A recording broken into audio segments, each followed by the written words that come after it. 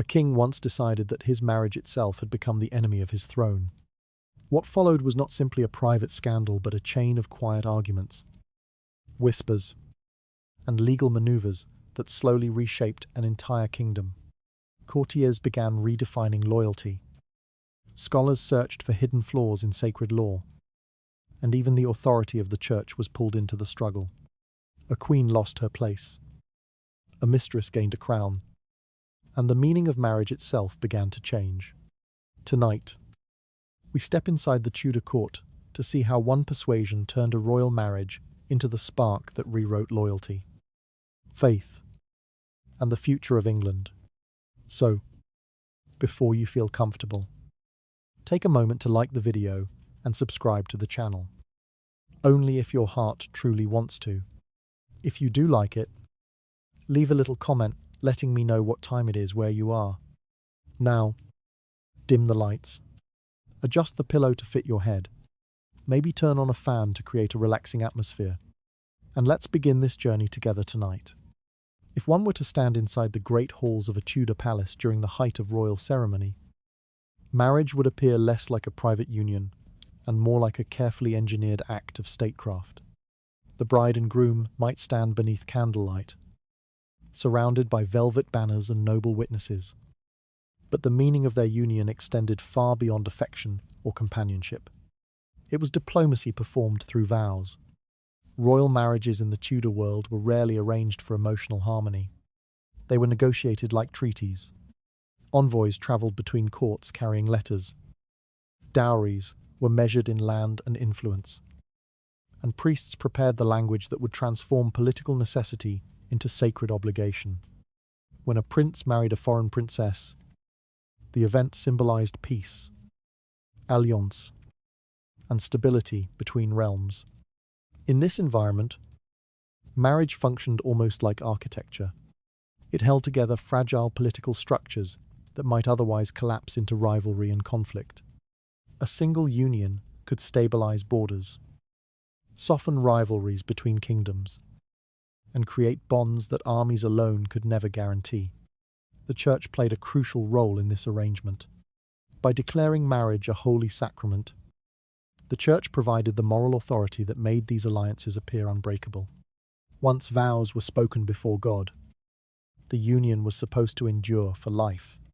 Kings could wage wars and redraw borders, but their marriages were expected to remain sacred and permanent. This belief was not simply a religious doctrine. It was political glue.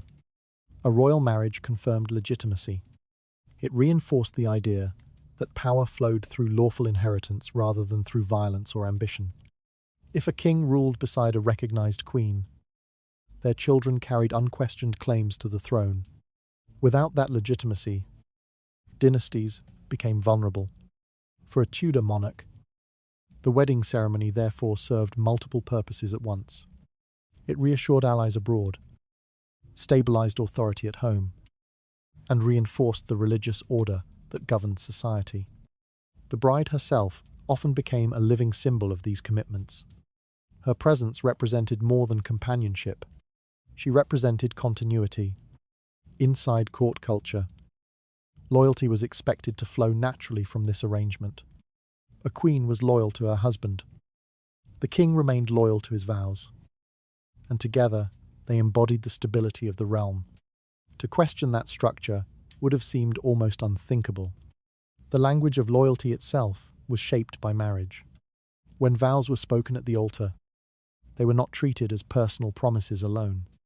They were public declarations witnessed by nobles, clergy, and foreign diplomats.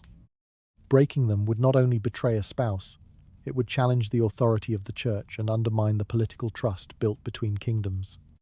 This is why Tudor marriage ceremonies were performed with such elaborate formality. Every gesture mattered. Every witness mattered. Every word spoken before the altar carried political consequences. Yet beneath the polished rituals, the reality remained more complicated. Royal couples did not always share affection or harmony. They had often met only briefly before their wedding day. Their personalities, ambitions, and private desires might have little in common. But the marriage continued regardless. In Tudor thinking, personal happiness mattered far less than stability. A king might feel confined by his union. A queen might struggle to find influence in a foreign court. Yet neither could easily escape the structure that had been built around them. Marriage had become the framework through which loyalty, legitimacy, and power were understood. The system appeared stable. It also contained a quiet tension, because once marriage becomes the foundation of political order, any weakness inside that marriage threatens far more than two individuals. It threatens alliances, to succession, and the future of the dynasty itself.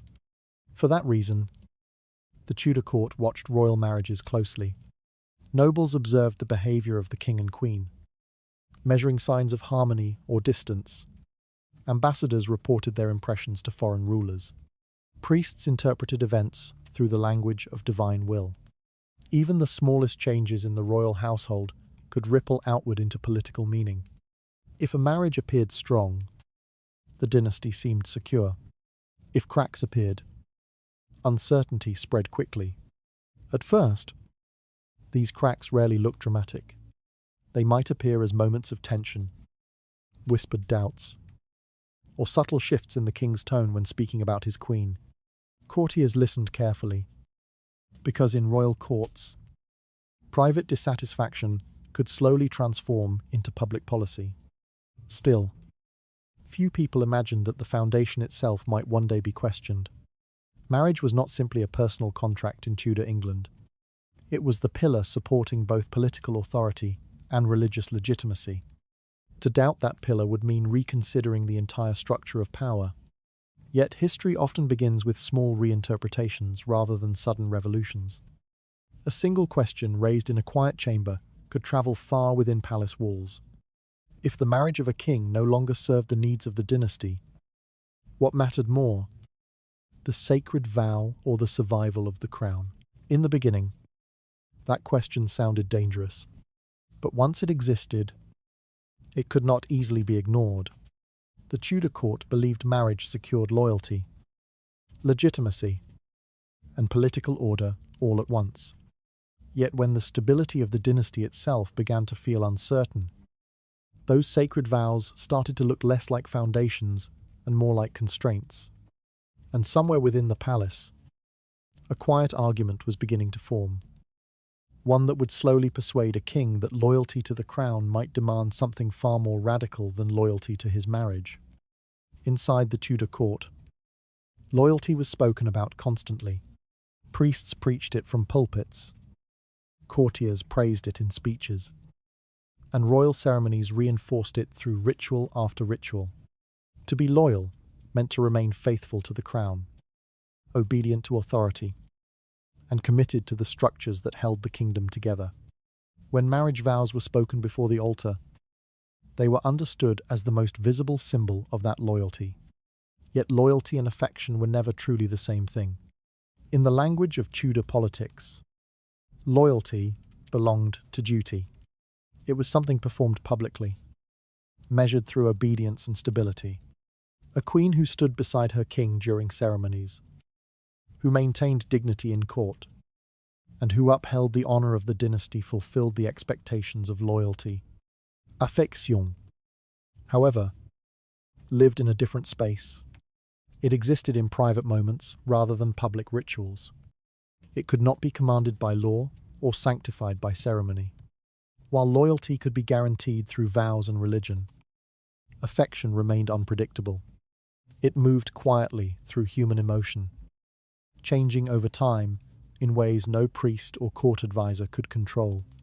For a king, this difference carried dangerous implications. The king was not only a husband, he was the living center of political authority. Every decision he made had consequences that stretched far beyond the palace walls. When he married, the act represented more than companionship. It reinforced alliances, strengthened legitimacy, and promised stability to the entire realm. But the emotional reality inside the marriage could be very different. A king might perform every duty expected of him, while privately feeling confined by the union that everyone else celebrated. The same marriage that symbolized stability to the court might begin to feel like a structure built around him, limiting his personal freedom. At first, such feelings were rarely spoken aloud. Tudor rulers were trained to conceal their inner conflicts. Public life demanded composure. Even small displays of frustration could ripple through the court, encouraging speculation and uncertainty among nobles who watched the monarch carefully. Still, emotional dissatisfaction has a way of surfacing in subtle ways. A king who once appeared attentive toward his queen might begin to withdraw slightly. Conversations became formal rather than warm. Public appearances continued. Yet something invisible had shifted beneath the surface. Courtiers noticed these changes immediately. Court life depended on observation. Every glance, every pause, every alteration in routine carried meaning. Those who lived within palace walls developed a quiet skill for interpreting the king's moods long before he expressed them openly. In such an environment, emotional distance could slowly acquire political meaning. If the king appeared restless within his marriage, the explanation rarely remained personal for long. Advisors and courtiers began framing the discomfort in broader terms. They might speak about the pressures of kingship, the burden of securing the dynasty, or the sacrifices required of rulers who must place the future of the kingdom above their own feelings. These arguments offered a subtle form of relief. They suggested that the king's dissatisfaction did not represent weakness or selfishness. Instead, it could be interpreted as the natural consequence of the immense responsibility resting on his shoulders. Once that interpretation appeared, the idea of loyalty itself began to change. Previously, loyalty meant honoring the vows spoken during the marriage ceremony. The king was expected to remain bound to the queen through those sacred promises, regardless of private frustrations.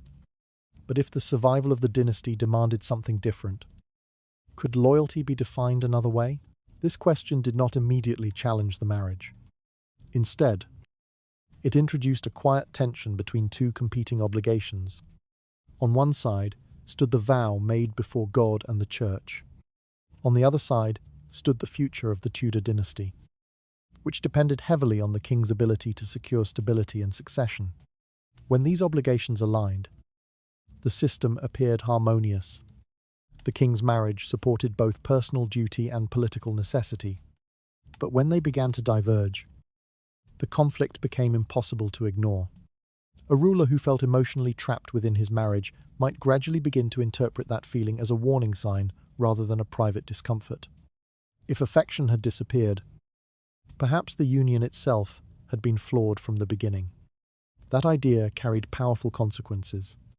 It allowed the king to separate his emotions from moral guilt. The fading of affection no longer needed to appear as betrayal. Instead, it could be framed as recognition of a deeper political problem. Inside Tudor court culture, such reasoning could spread quietly but effectively. Courtiers rarely argued directly against royal marriages. Instead, they adjusted the language surrounding them. They spoke more frequently about the burdens of kingship, the necessity of securing heirs, and the unpredictable nature of political alliances. Gradually, the king's emotional conflict began to look less like personal dissatisfaction and more like evidence that the existing structure might no longer serve the crown. Once that interpretation took root, the distinction between loyalty and affection became impossible to ignore. A king could remain loyal to his dynasty even if he no longer felt affection for his queen. And if loyalty belonged primarily to the future of the kingdom, then the marriage itself might begin to appear secondary.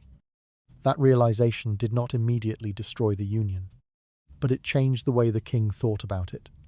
The vows spoken at the altar still existed, yet their meaning had shifted. They no longer felt like eternal promises. They began to resemble political arrangements that could be reconsidered if circumstances demanded it. Inside the Tudor palace, this quiet transformation marked the beginning of a far more dangerous conversation. Because once a king understood that loyalty and affection were not the same thing, it became easier to imagine a future in which the marriage itself could be questioned. The king had begun to understand that loyalty to the crown did not always produce affection within a marriage. Once that distinction became clear, the union that once symbolized stability began to look far more fragile, and when a royal marriage no longer appeared useful to power itself, the court would slowly begin to ask whether it still needed to exist at all. In the Tudor court, a royal marriage was never judged only by appearances. The ceremonies, the jewels, and the solemn vows spoken beneath cathedral ceilings created the image of stability. But the true measure of a marriage was far more practical. A union between a king and queen was expected to secure the future of the dynasty, and the future of the dynasty depended on a single outcome: a son. From the moment a queen arrived at court, her body became part of the political machinery of the kingdom. Every pregnancy was watched carefully. Every birth celebrated or quietly mourned, depending on the child's sex. When a prince was born, the court erupted in relief. Bells rang, fires were lit in the streets, and messengers carried the news across Europe. But when the daughters arrived instead, the celebration felt restrained. A princess might still be welcomed with ceremony, yet the atmosphere carried a subtle tension. Everyone understood what remained missing. Without a male heir, the stability of the dynasty remained uncertain. For a time, patience usually prevailed. The court reassured itself that more children would come. Physicians offered hopeful predictions, and priests interpreted each pregnancy as evidence of divine blessing. A single daughter did not threaten a royal marriage, but repeated disappointments slowly changed the mood. If years passed without the birth of a prince, the quiet optimism began to fade. Conversations within the palace shifted tone. Courtiers spoke more cautiously when discussing the royal household, and advisors began calculating the consequences of an uncertain succession. History had already taught England how dangerous that uncertainty could be. Only decades earlier, rival noble families had torn the country apart in civil war during the Wars of the Roses. The Tudor dynasty had emerged from that chaos, but its claim to the throne still felt relatively new and fragile. Stability depended heavily on producing clear heirs who could inherit the crown without dispute.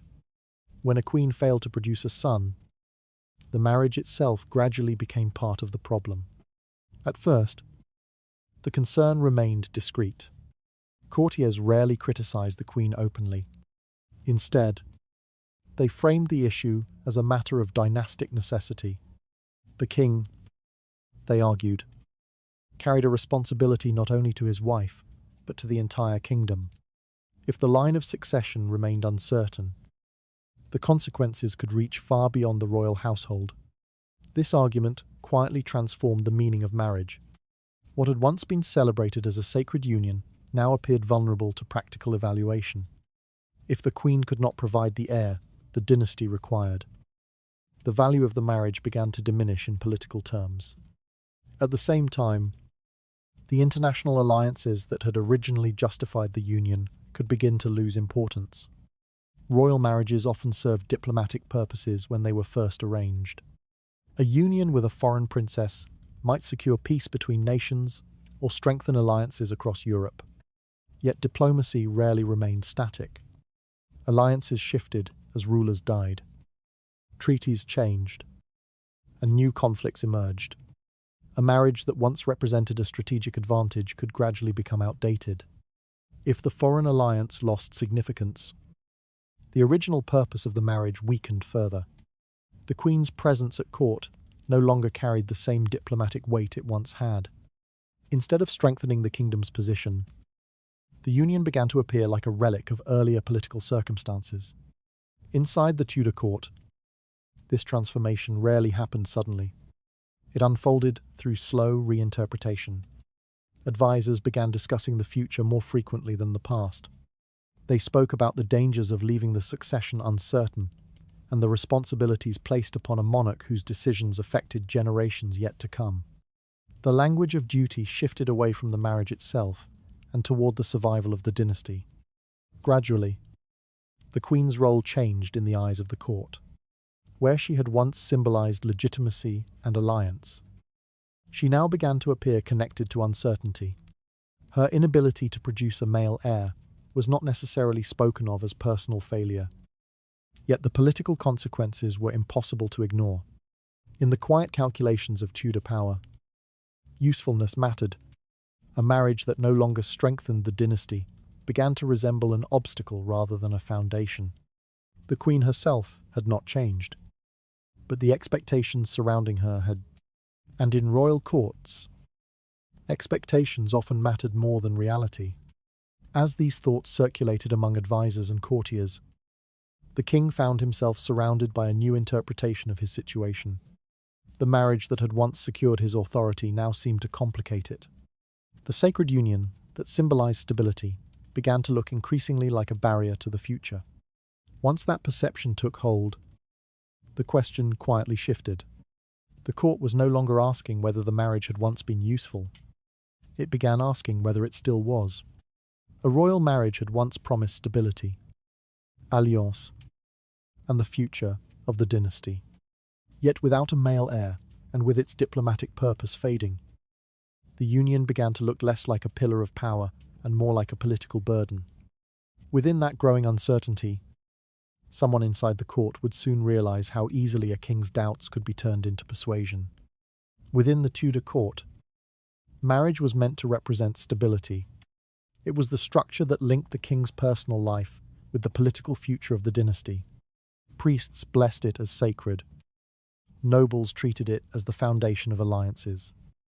And the public saw it as proof that the realm was ordered and secure. Yet stability can feel very different to the person standing inside the structure that creates it. A royal marriage might appear magnificent from the outside. Ceremonies filled the halls with music. Courtiers bowed respectfully, and the king and queen stood together beneath banners embroidered with the symbols of the dynasty. To the watching court, the image suggested harmony and permanence.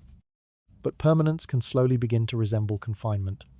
For a king whose authority extended across an entire nation, the idea that one decision made years earlier could never be reconsidered carried a strange tension. Marriage had been designed to stabilize power. Yet if circumstances changed, the same institution could start to feel like a restraint placed upon the monarch himself. These doubts rarely appeared as open rebellion. The Tudor court valued composure above all else. Public order depended on appearances of calm, and rulers were expected to maintain dignity even when their private thoughts moved in another direction.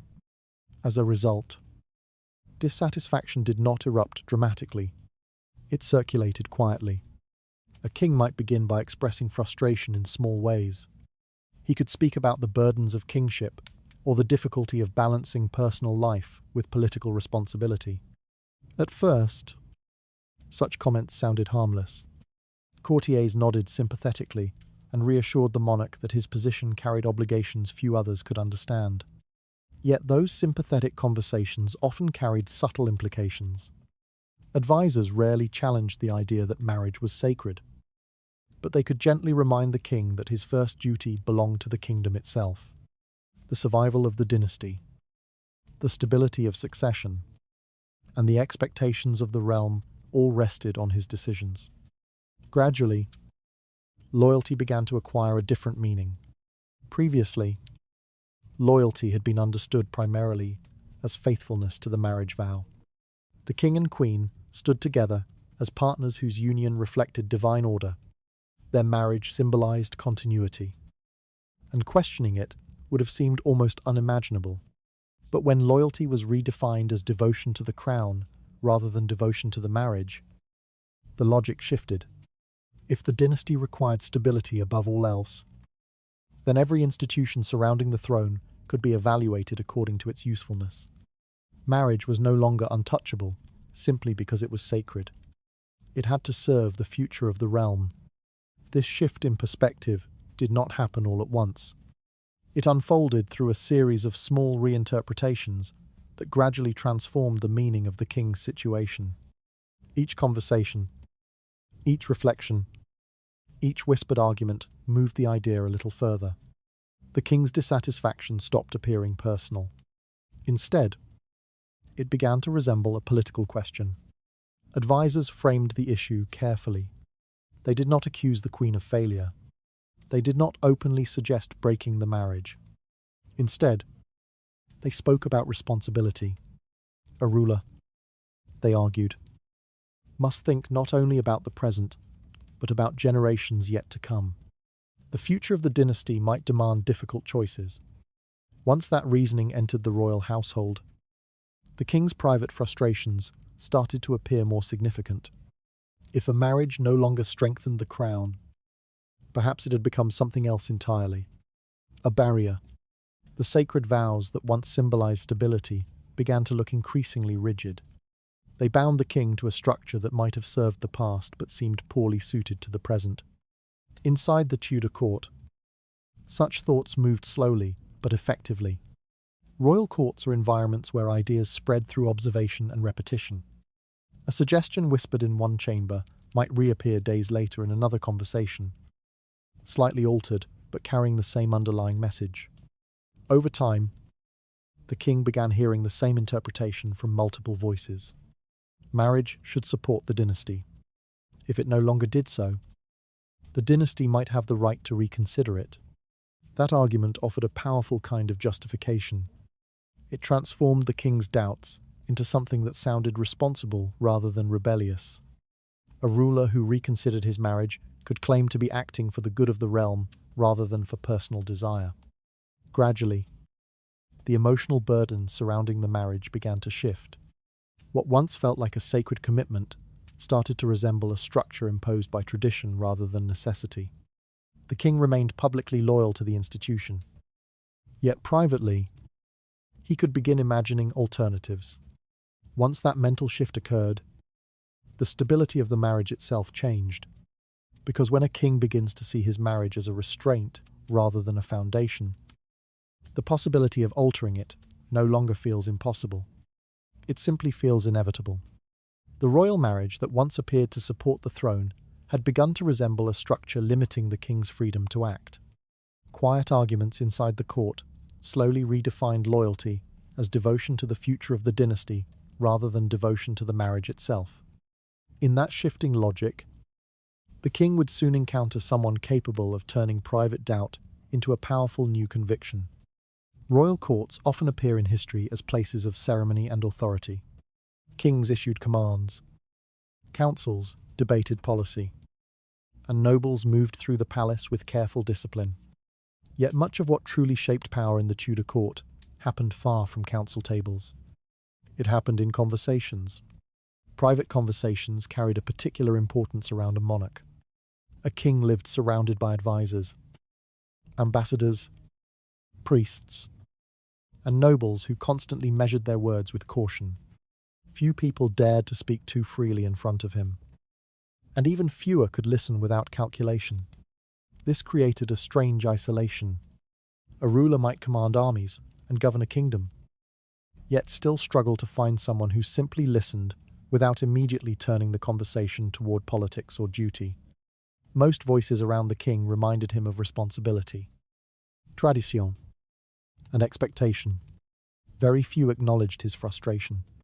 When dissatisfaction with marriage began to grow, that frustration needed somewhere to go. It rarely emerged in council meetings or formal discussions, where every word might become part of the political record. Instead, it surfaced in quieter places, private chambers, long walks through palace gardens, or evenings when the rigid structure of court life loosened slightly. In such moments, the king sometimes spoke more openly. These conversations did not necessarily begin with complaints about the queen. That would have been too direct, even for a dissatisfied ruler. Instead, the king might speak about the burdens of kingship, the pressures of succession, or the difficulty of living inside a life designed almost entirely by political necessity. Those who listened carefully could hear what remained unspoken. The frustration was not only about power, it was about confinement. At this point, the presence of a mistress or favored companion often entered the story. Royal courts had long tolerated unofficial relationships around the king, provided they remained discreet. These relationships rarely carried legal authority, yet they could influence the emotional atmosphere surrounding the monarch. What made such a figure powerful was not formal status. It was attention, unlike advisors or ministers. A mistress did not approach the king through the language of duty. She listened. She responded to the emotional tone of the conversation rather than the political consequences. In a world where nearly every voice reminded the monarch of obligation, that difference could feel remarkable. Listening itself became a form of influence. When the king expressed frustration about the weight of marriage, the listener did not correct him. She might acknowledge the difficulty, reflect his feelings to him, and quietly agree that the situation sounded unfair or exhausting. This response did something subtle but powerful. It validated the king's dissatisfaction. Instead of treating his concerns as temporary moods or personal weaknesses, the conversation began, framing them as understandable reactions to an impossible situation. The king was not selfish. He was burdened. He was not impatient. He was trapped by circumstances. Each conversation reinforced that interpretation. Gradually, the king's private frustrations began to feel less like fleeting emotions and more like evidence of a deeper problem. The marriage itself began to appear responsible for the tension he experienced. Once that interpretation took hold, the emotional dynamic changed. The queen remained connected to duty, ceremony, and the expectations of the court. Every interaction with her reminded the king of the political structure surrounding his marriage. Conversations with the mistress, however, existed outside that structure. They offered relief from expectation, relief from judgment, relief from the constant reminder that every decision he made carried the weight of the kingdom. That contrast slowly sharpened the king's perception of his marriage. What once seemed like a normal part of royal life began to resemble an ongoing burden. The queen did not necessarily change, but the king's interpretation of the relationship did. And interpretation often determines political reality. As the king spoke more openly in these private conversations, the same idea appeared again and again. The marriage that once promised stability now seemed to restrict his ability to act freely. The structure designed to protect the dynasty began to feel like an obstacle to its future. The listener did not need to force this conclusion. She only needed to allow the king to arrive there himself. By reflecting his frustrations and acknowledging the weight he carried, she strengthened the belief that the problem lay not in his feelings, but in the institution surrounding them. The marriage was no longer seen as sacred protection. It had begun to resemble a burden. In royal courts, such shifts rarely remained purely emotional. Once the king believed that his marriage restricted his authority, the conversation inevitably moved toward action. Advisors, clergy, and political allies would soon enter the discussion. But the emotional groundwork had already been laid. The king no longer saw the marriage as an unquestionable foundation. He had begun to see it as something that might be removed. A quiet listener had transformed the king's private frustrations into something that felt justified and reasonable. Conversations meant to offer comfort gradually reinforced the belief that the marriage itself was responsible for his discontent. That interpretation would soon begin spreading beyond private chambers, where the idea that once sounded personal would start to look dangerously political. Royal courts often appear unified when viewed from a distance. The king sits beside the queen during ceremonies. Ambassadors present their petitions, and the machinery of government moves forward with solemn order. To those watching from outside the palace, the structure of power seems balanced and stable. Yet life inside the Tudor court rarely felt that simple. The king moved through two very different worlds that existed side by side within the same palace walls. One was public, formel, and governed by strict expectations. The other was private, quieter, and shaped by personal conversation rather than political obligation. Over time, these two worlds began to look increasingly different. The king's marriage belonged entirely to the first world. Every moment shared with the queen carried political meaning. Their presence together symbolized legitimacy, stability, and the unity of the dynasty. When they appeared at feasts or councils, the court interpreted their behavior carefully. A gesture of affection could reassure observers that harmony existed within the royal household. A moment of distance might inspire whispers across the palace. Even private interactions between the king and queen were rarely free from expectation. Servants waited nearby. Advisors watched discreetly, and the routines of court life surrounded every movement. Conversations between husband and wife often carried the weight of state matters. Alliance, succession, diplomacy, and reputation. The marriage, therefore, represented order. Order could be reassuring, but it could also feel restrictive. A king might begin to notice that every moment spent within the structure of marriage reminded him of responsibility. The queen represented continuity and obligation. Her presence symbolized vows made before God and witnessed by the court. Speaking with her meant returning to the language of duty that defined royal life. Outside that structure, however, another environment existed. Relationships with favored companions or mistresses rarely carried the same weight of ceremony. These interactions did not represent alliances between kingdoms or the expectations of noble families. They unfolded in private rooms or gardens, away from the formal rhythms of court. In those spaces, the king could speak differently. The conversation did not need to revolve around the stability of the dynasty or the future of succession. Instead, it moved through personal reflection, frustration, or curiosity. The listener responded as an individual rather than as a political partner. That difference created a powerful contrast. The king began to experience two emotional atmospheres within the same palace. One reminded him constantly of obligation. The other offered moments that felt closer to freedom. Freedom, in this context, did not necessarily mean rebellion or irresponsibility. It meant the temporary absence of political pressure. A conversation could unfold without the expectation that every word must protect the reputation of the crown. Over time, the king began comparing these two spaces. When he stood beside the queen, he felt the weight of history pressing on the marriage. The alliance between families, the sacred vows spoken before priests, and the expectations of the court all formed a structure that seemed immovable. When he stepped into a private conversation elsewhere, the atmosphere felt lighter. No ambassadors watched. No councils waited. No traditions demanded obedience. This contrast slowly reshaped the king's understanding of his own life. The marriage that once symbolized stability now appeared connected to control. It represented a system of expectations designed to guide the monarch's behavior and preserve the image of the dynasty. The alternative space offered something very different. It offered emotional flexibility, because these two environments existed simultaneously. The king could move between them and feel the difference immediately. The comparison did not need to be explained by advisors or priests. It revealed itself through experience.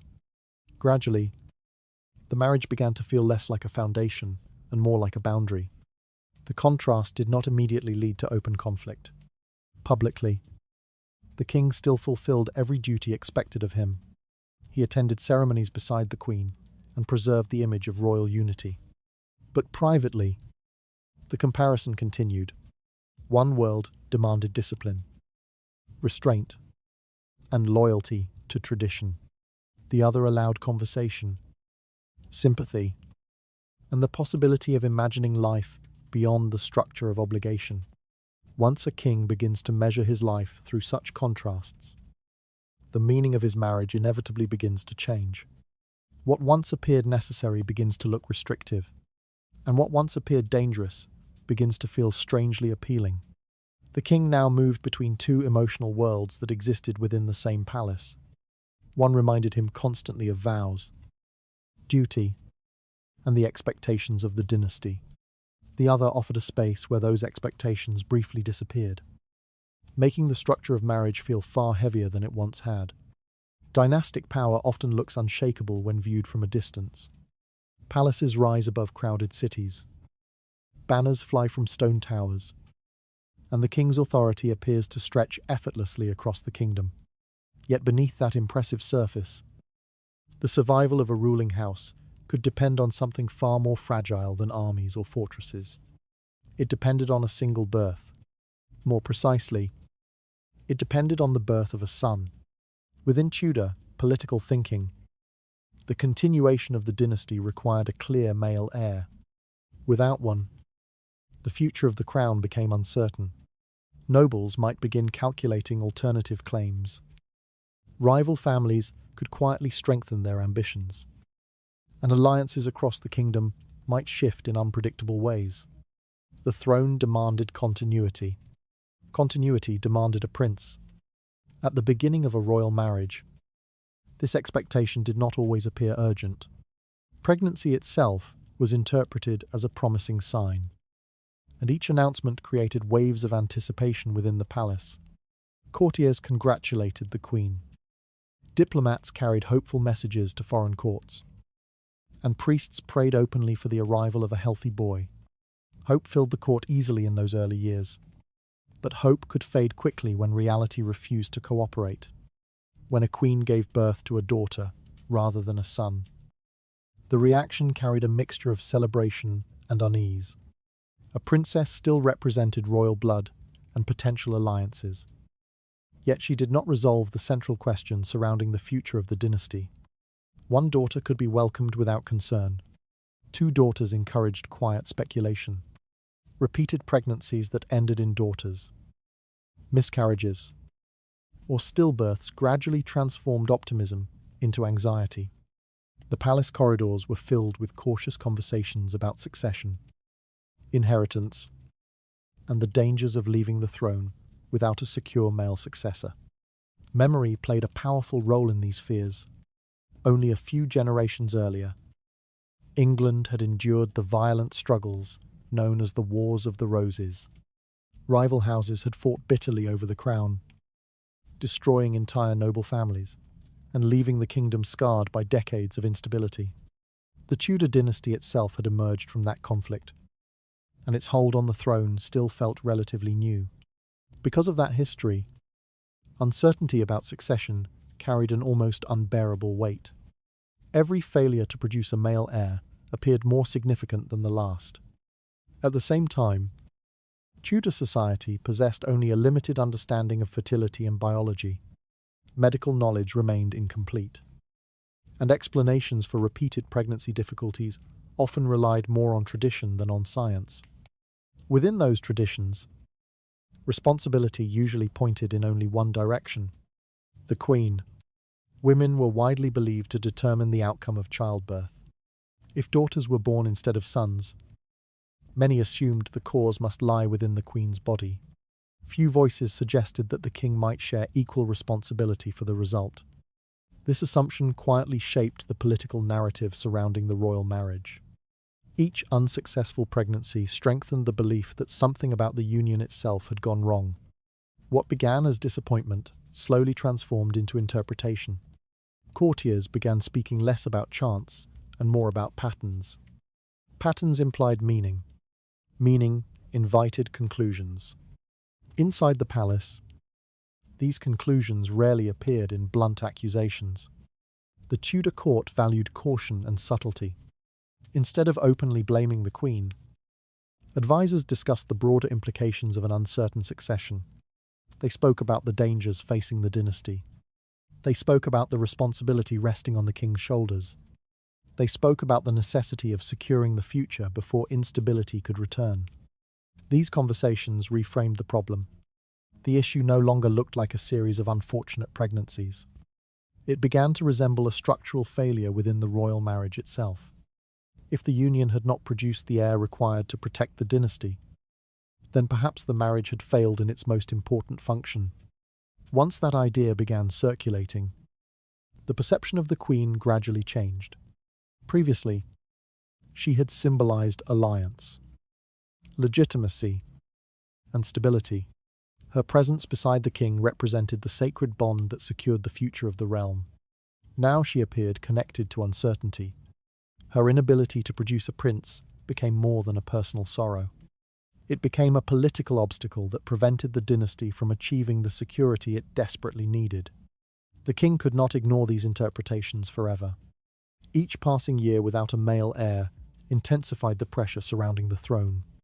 Advisors continued, reminding him that the future of the realm depended on clear succession. Diplomats observed the situation, reporting signs of instability to foreign rulers. Gradually, the marriage itself began to look different. What once appeared as the foundation of the dynasty now seemed connected to its greatest vulnerability. The sacred vows spoken years earlier remained unchanged. Yet their meaning had shifted under the weight of political necessity. The question facing the king became increasingly difficult to avoid. If the survival of the dynasty depended on producing a male heir, and if the marriage had repeatedly failed to achieve that goal, could the union still be considered successful, or had it become something else entirely? A biological failure with political consequences. Once that interpretation took root within the court, the possibility of reconsidering the marriage no longer sounded unthinkable. It began to appear practical. The absence of a prince slowly transformed the royal marriage from a symbol of stability into a source of anxiety for the dynasty. Conversations within the palace increasingly framed the queen's pregnancies as proof that the union could not secure the future of the crown. From that growing pressure emerged a dangerous conclusion that would soon begin reshaping the king's understanding of loyalty and duty. Kingship in Tudor England was never meant to be simple. A king was not only a husband, a man, or even merely a ruler. He was the living centre of the kingdom's political order. Every decision he made carried consequences far beyond his own household, stretching into the lives of nobles, priests, merchants, and common people across the realm. Because of this, the idea of loyalty surrounding the king operated on several different levels. At the most personal level, loyalty appeared through marriage. A king was expected to remain faithful to the vows he had spoken before God and the church.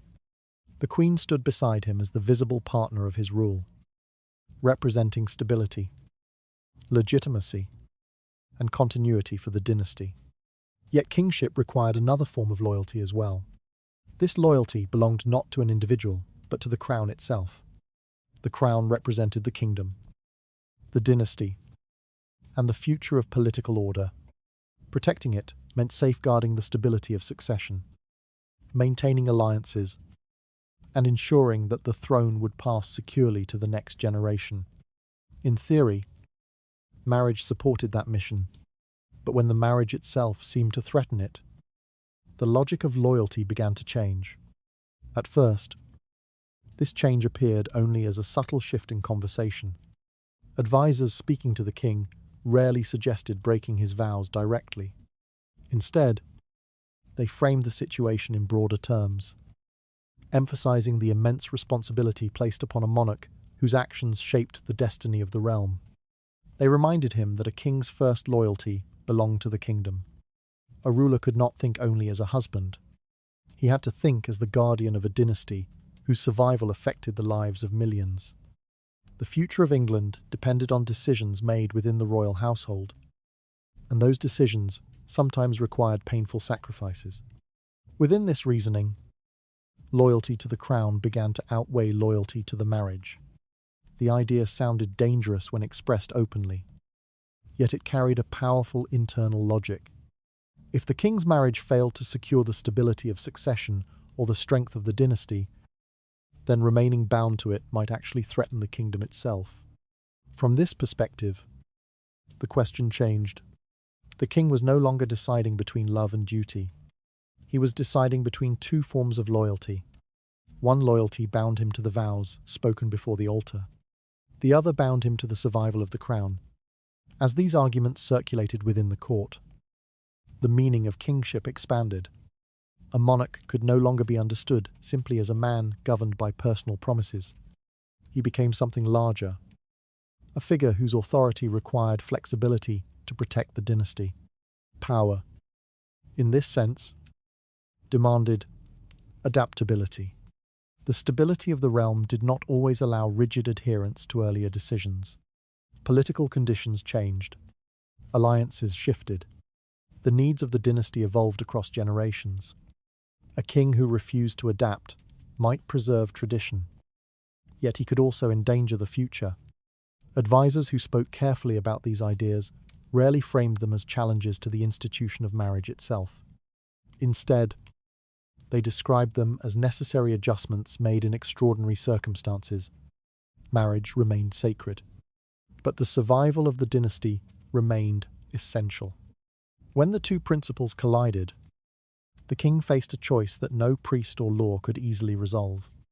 He had to determine whether the permanence of his marriage served the greater stability of the kingdom or threatened it. Gradually, the conversation began leaning toward a new interpretation. Marriage existed to support the dynasty. If it failed in that purpose, the dynasty might require the courage to sacrifice it. Such reasoning transformed what once appeared to be a personal dilemma into a question of statecraft. The king could begin to imagine his decision not as betrayal but as responsibility. Ending a marriage might no longer appear as a violation of loyalty. It could be presented as the highest form of loyalty to the crown. This argument carried extraordinary power because it redefined the moral structure surrounding the king's situation. Instead of seeing himself as a husband abandoning sacred vows, the monarch could reinterpret his actions as a ruler protecting the future of England. The language of sacrifice replaced the language of failure. The king was not breaking his marriage for personal satisfaction.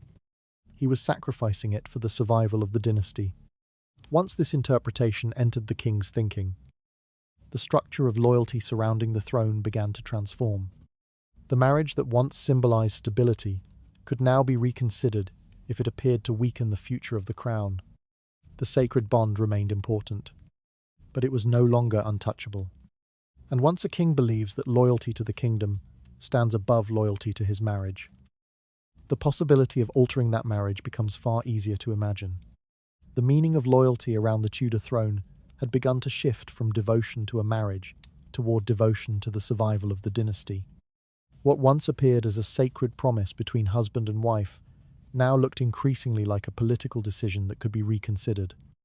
At that moment, the king could begin imagining a future in which protecting the crown required sacrificing the marriage itself. Marriage in the Tudor court had always carried a sense of permanence. The vows spoken before the altar were meant to represent a sacred promise that could not easily be broken. Priests described marriage as a divine bond, something witnessed by God and reinforced by the authority of the church. For a long time, this belief gave royal unions an appearance of absolute stability. The king and queen stood together, not only as husband and wife, but as the visible symbol of order within the kingdom. Their marriage reassured the court that the dynasty remained secure, that succession would continue without dispute, and that the political world surrounding the throne remained balanced. Yet permanence can begin to look different when the future of the dynasty appears uncertain. Once the question of succession entered the king's thoughts, the meaning of his marriage slowly began to change. The vows he had once spoken without hesitation started to appear less like eternal promises and more like decisions made under circumstances that no longer existed. This shift did not happen suddenly. At first, the king simply reflected on the expectations surrounding his position. He was not merely a husband bound to one woman by religious tradition. He was the monarch responsible for the stability of the realm and the survival of a dynasty that had only recently secured its place on the throne. When viewed through that lens, the responsibilities of kingship seemed far larger than the promises contained within a marriage ceremony. The crown represented the future of England. The marriage represented the past. That contrast slowly reshaped how the king understood his own obligations. If the future of the kingdom demanded action, then loyalty might need to be measured according to a different standard than the one defined by the church. Loyalty to a queen had once appeared unquestionable. Now loyalty to the dynasty seemed more urgent. This new interpretation offered a subtle but powerful form of justification. Instead of seeing himself as a husband abandoning sacred vows, The king could begin thinking of himself as a ruler, protecting the future of the realm. The marriage had been created to support that future.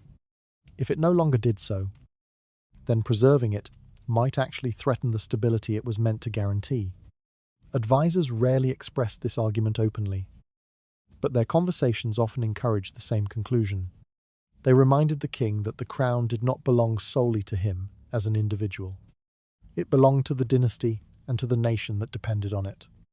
A monarch who placed the needs of the kingdom above personal promises could present his actions as responsible rather than reckless. Gradually, the language surrounding the marriage began to change. The vows spoken at the altar remained sacred, yet their interpretation became more flexible. Instead of representing an unbreakable bond between husband and wife, they began to look like commitments made within a specific political context. If that context had changed, perhaps the meaning of the vows had changed as well. The king did not need to reject the idea of loyalty entirely. He only needed to redefine it. Loyalty could be redirected away from the marriage and toward the dynasty. The crown required security, and securing the crown might demand difficult decisions that personal morality alone could not resolve. Within that logic, the king could gradually construct his own justification. He was not abandoning his queen for selfish reasons. He was protecting the future of the kingdom. The more frequently this reasoning appeared in conversation, the easier it became to accept. Each reflection reinforced the belief that the problem did not lie in the king's dissatisfaction, but in the structure of the marriage itself. The vows that once seemed permanent now appeared conditional. They had been speaking to secure stability. If stability no longer existed, then the purpose of the vows had already been compromised. By the time this interpretation settled firmly in the king's mind, the emotional weight surrounding the marriage had begun to lift. What once felt like an impossible moral barrier now appeared as a political question open to debate. The king no longer saw himself as trapped by sacred promises. He began to see himself as a ruler, preparing to act. The sacred vows of marriage had begun to lose their absolute meaning once loyalty was redirected toward the survival of the dynasty. What once appeared as an unbreakable bond between husband and wife now looked increasingly like a political arrangement tied to changing circumstances. In that new understanding, the king could finally begin giving himself the reasons he needed to question the marriage itself. Sacred law surrounded marriage in Tudor England with a sense of permanence that few institutions could rival.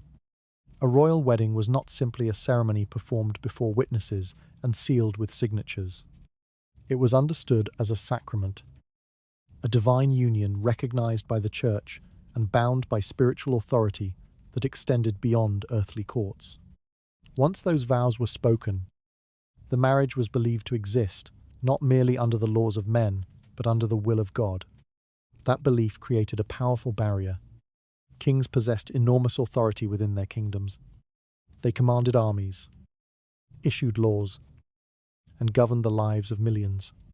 Yet when it came to marriage, even a king stood beneath the authority of the church. The union between husband and wife was considered sacred and indissoluble.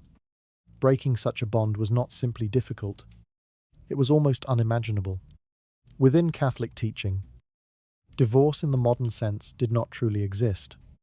The church could separate a couple physically in certain circumstances, but it rarely allowed the marriage itself to be dissolved. Once a valid sacrament had been performed, the union was expected to endure for life. This doctrine carried enormous implications for a monarch who wished to reconsider his marriage. Political dissatisfaction alone meant nothing in the eyes of church law. Emotional frustration carried no legal authority. Even the absence of a male heir did not automatically justify dissolving a royal union. The king, therefore, faced a problem far greater than personal disappointment. He faced theology. The church controlled the legal framework that defined marriage across Christian Europe. Bishops interpreted the law. Priests enforced its rituals. And ultimately, the Pope held the authority to decide the most difficult cases. If the king wished to escape his marriage, he could not simply declare it invalid. He needed the church to agree. This requirement forced the discussion into a very different kind of debate. Instead of arguing about emotional politics, the king and his advisors had to examine the marriage through the language of canon law and scripture. They needed to prove that the union had never been legitimate in the first place. This distinction mattered enormously. If the marriage could be declared invalid from the beginning, then the king would not technically be ending a sacred union. Instead, he would be correcting an error that had occurred years earlier. The ceremony might have been performed, but the sacrament itself would be considered flawed. Such reasoning required careful theological argument. Advisors began searching for precedents within church law. They examined earlier cases where marriages had been annulled due to technical irregularities. Some unions had been declared invalid because the partners were too closely related by blood. Others had been questioned because one party had previously made a religious vow or entered the marriage under questionable circumstances. These precedents offered hope. If a similar argument could be applied to the king's situation, the marriage might be reinterpreted as invalid rather than broken. The difference allowed the monarch to remain loyal to religious authority while still pursuing the political outcome he desired. Yet constructing such an argument proved far from simple. The original marriage had been approved by church authorities and recognized across Europe. Diplomats, bishops, and foreign courts had all accepted the union as legitimate. Undoing that recognition required more than suspicion or dissatisfaction. It required theological innovation. Advisors turned to scripture, searching for passages that might support the king's case. Certain biblical texts seem to suggest that marriages formed under questionable circumstances might not receive divine blessing. If such passages could be interpreted in the king's favor, they might provide the foundation for a new legal argument. This process unfolded slowly and carefully. The king's scholars debated religious texts, consulted theologians, and examined the language of canon law. Each possible interpretation had to be presented in a way that respected church authority while also suggesting that the original marriage contained a hidden flaw. The goal was not to reject the church. The goal was to persuade it. If the Pope could be convinced that the marriage had never been truly valid, the king could free himself from the union without appearing to defy religious doctrine. The marriage would not be destroyed. It would simply be declared mistaken. Yet even this strategy faced serious obstacles. The church had its own political interests, and the Pope rarely acted without considering the wider consequences of his decisions. Approving the annulment of a royal marriage could upset alliances across Europe and weaken the authority of the church itself. As a result, the king's request became more than a personal matter. It evolved into a complex struggle between political ambition, religious authority, and legal interpretation. The monarch sought freedom from a marriage that no longer served his purposes, while the church defended the permanence of a sacrament meant to stand above worldly power. The debate grew larger than the marriage itself. It raised a dangerous question about where ultimate authority truly resided. Was the king subject to the spiritual authority of the church? Or could the needs of the crown eventually reshape even the interpretation of sacred law? As scholars and priests argued over scripture, the king's frustration deepened. The solution he sought depended not only on his own will, but on the approval of an institution whose authority stretched across the entire Christian world. The marriage could not simply be abandoned. It had to be redefined. The sacred authority of the church stood as the greatest obstacle between the king and the future he imagined for his dynasty. Political arguments alone could not dissolve a marriage that had been declared holy by religious law. That growing conflict between the crown and the church would soon push the king to search desperately for a single argument strong enough to break the barrier. Church law had been built over centuries to protect the permanence of marriage. Bishops, theologians, and scholars had constructed a complex system of rules designed to prevent unions from being broken by ordinary dissatisfaction. For most people in Tudor Europe, this structure seemed almost immovable. Yet every legal structure contains its exceptions. Canon law did not truly allow divorce in the modern sense, but it did permit something more subtle: Under certain conditions, a marriage could be declared invalid if evidence showed that it had never been legitimate from the beginning. Such a decision did not destroy a sacred union. It merely acknowledged that the sacrament had never properly existed. This distinction became the king's most promising path. Instead of arguing that the marriage should end, his advisors began exploring whether it had been flawed from the start.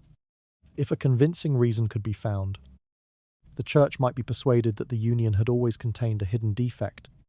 The search for such a defect became almost scholarly in nature. Lawyers, theologians, and court advisors examined the circumstances surrounding the original wedding. They studied records, revisited earlier negotiations, and scrutinized the details of the ceremony itself. Every possibility mattered, because even a small irregularity might provide the argument they needed. One area of investigation focused on blood relations. Canon law contained strict rules about marriages between relatives. If two individuals were related within certain degrees of kinship, their union could be considered invalid unless special permission had been granted by the church. These restrictions existed because medieval theologians believed that close blood relations could threaten both moral order and social stability. Advisors, therefore, began calculating the genealogies of the royal families involved. Royal houses across Europe were often connected through generations of intermarriage. Princes and princesses shared distant ancestors, and tracing those connections could reveal relationships that were not immediately obvious. If the king and queen were related more closely than the law allowed, the marriage might be questioned. Another possibility emerged through the interpretation of Scripture. Certain passages in the Bible addressed marriages that might violate divine law. Scholars began examining those texts carefully, asking whether the king's situation could fall under one of the prohibited categories described in religious teaching. If Scripture appeared to condemn the union, the argument for annulment would gain powerful theological support. These debates unfolded slowly. The king's advisors understood that their argument needed to appear respectful rather than rebellious. Openly challenging the authority of the church would only strengthen resistance from Rome. Instead, they framed their reasoning as a sincere effort to understand whether the original marriage had been lawful in the eyes of God. The tone remained cautious. The conclusion, however, was increasingly bold. Some theologians suggested that the marriage might have violated biblical prohibitions concerning unions with certain relatives. Others argued that spiritual irregularities surrounding earlier relationships within the royal family could have rendered the sacrament invalid. Each theory attempted to answer the same question. Had the marriage truly been legitimate when it was first performed? If the answer could be interpreted as no, the king would not appear to be abandoning his vows. Instead, he would be correcting a union that had never been fully lawful in the first place. The difference was crucial. Breaking a valid sacrament would challenge the authority of the church. Declaring the marriage invalid would preserve that authority while freeing the king from the union. Because of this distinction, the search for legal precedent intensified. Advisors examined earlier cases in which annulments had been granted under unusual circumstances. Some marriages had been declared invalid due to undisclosed relationships between the spouses. Others had been dissolved because vows had been taken under questionable conditions, or because hidden obstacles had existed at the time of the ceremony. Each precedent offered a small piece of encouragement. If the church had accepted such arguments before, perhaps it could be persuaded to accept them again. The king's case might be unusual, but it was not entirely without historical comparison. Still, convincing the church would require more than clever interpretation. The Pope and his advisors would need to believe that the king's argument rested on genuine theological concern rather than political convenience. That meant the evidence had to appear persuasive, grounded in scripture and canon law rather than royal desire. The king's scholars, therefore, worked carefully to construct an argument that looked both legal and moral. Scriptural passages were examined repeatedly. Genealogical connections were mapped in detail. Legal precedents were gathered from across the history of church law. Gradually, a narrative began to take form. The marriage that once appeared unquestionably legitimate could now be interpreted as flawed from the beginning. The ceremony had been performed, but hidden irregularities might have prevented the sacrament from ever truly existing. If that interpretation could be accepted, the king's problem would disappear. The marriage would not be broken. It would simply be declared mistaken. The search for legal precedent slowly transformed the king's personal frustration into a debate about theology and canon law. Scholars and advisors worked carefully to construct an argument suggesting that the marriage had never truly been valid from the beginning. Very soon, this fragile reasoning would be carried beyond the palace and tested before the highest authority of the church. Royal courts rarely change their opinions suddenly. Power within a palace moves through conversation, reputation, and the careful management of perception. Decisions that appear dramatic in hindsight often begin with something far quieter. They begin with doubt. Inside the Tudor court, reputation carried enormous weight. Nobles judged one another not only by rank or wealth, but by the stories circulating through corridors and chambers. A single rumour could travel quickly through the palace, changing how people interpreted events that had once seemed ordinary. Because of this, altering the reputation of a queen required patience rather than open accusation. Direct attacks would have been dangerous. The queen still held official authority, and her marriage to the king had been recognised across Europe. Open hostility toward her could provoke scandal, foreign outrage, or resistance from powerful allies. Subtlety, therefore, became the preferred strategy. Instead of accusing the queen directly, conversations began shifting the atmosphere surrounding her. Courtiers started discussing the difficulties within the royal marriage in careful, almost sympathetic tones. They spoke about the pressures of succession, the anxiety surrounding the future of the dynasty, and the burdens resting on the king's shoulders. The queen herself was rarely condemned outright, but she increasingly appeared within conversations about failure. The more frequently the court discussed the absence of a male heir, the more closely that absence became associated with the queen's presence.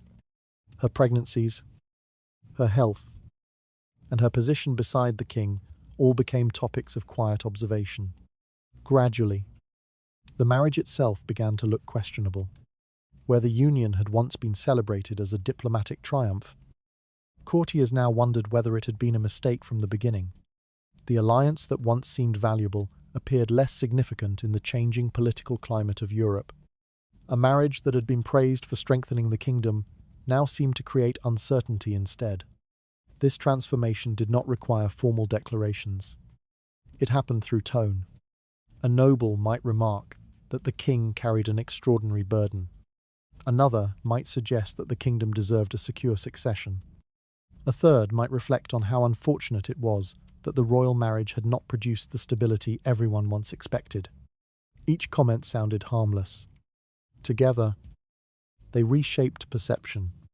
Soon, the court began interpreting the king's dissatisfaction not as a private emotion, but as a political concern shared by the entire kingdom.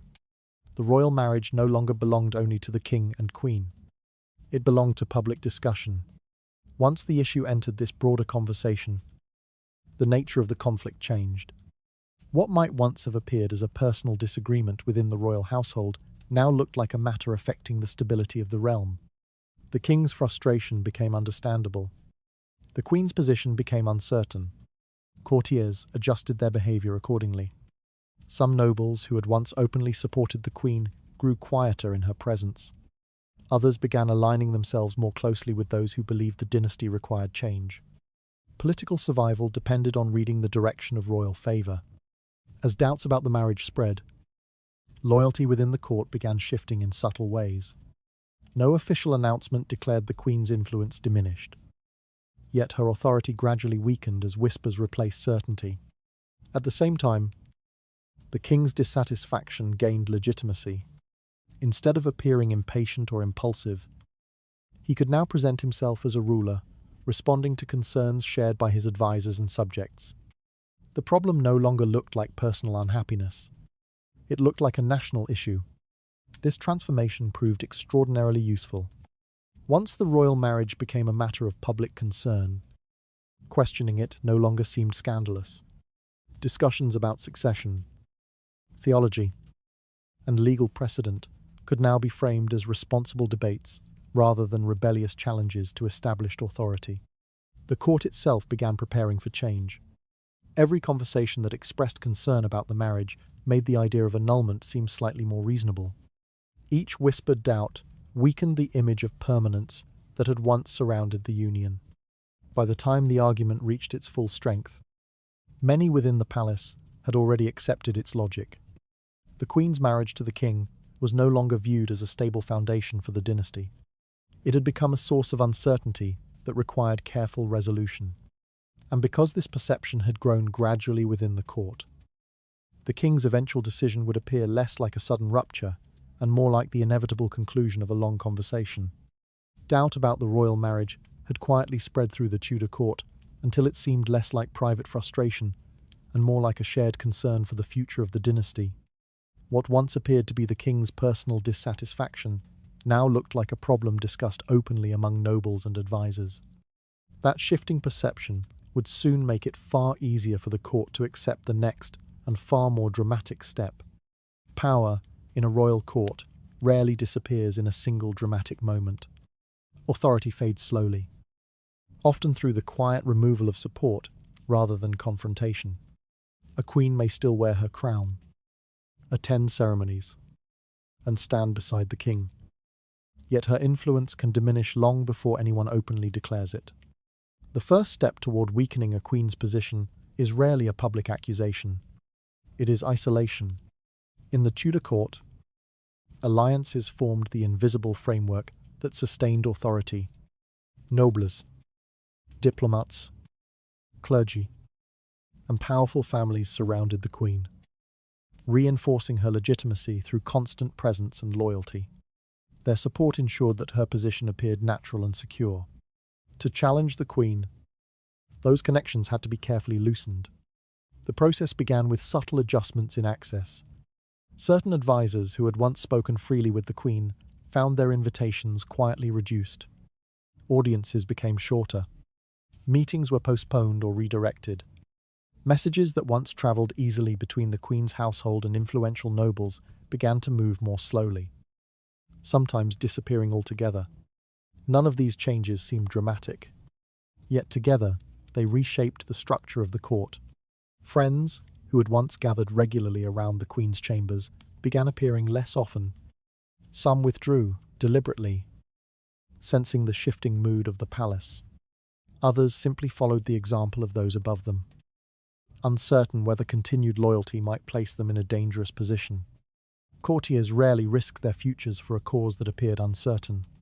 Gradually, the queen's circle grew smaller. Another method of weakening her influence involved public visibility.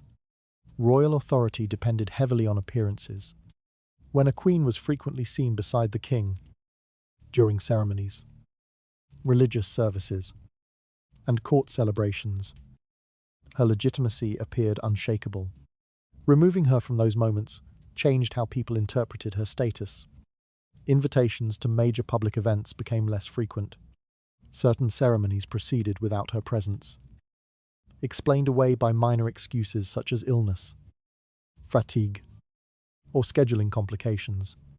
At first, these absences seemed temporary.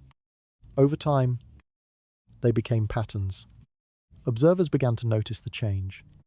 When ambassadors visited the court, they sometimes found the king receiving them alone or accompanied by other members of the royal household. When festivals or banquets filled the palace halls, the queen occasionally appeared only briefly or not at all. Her absence spoke quietly, but clearly. The more rarely she appeared beside the king, the more uncertain her position seemed. At the same time, whispers continued circulating among courtiers.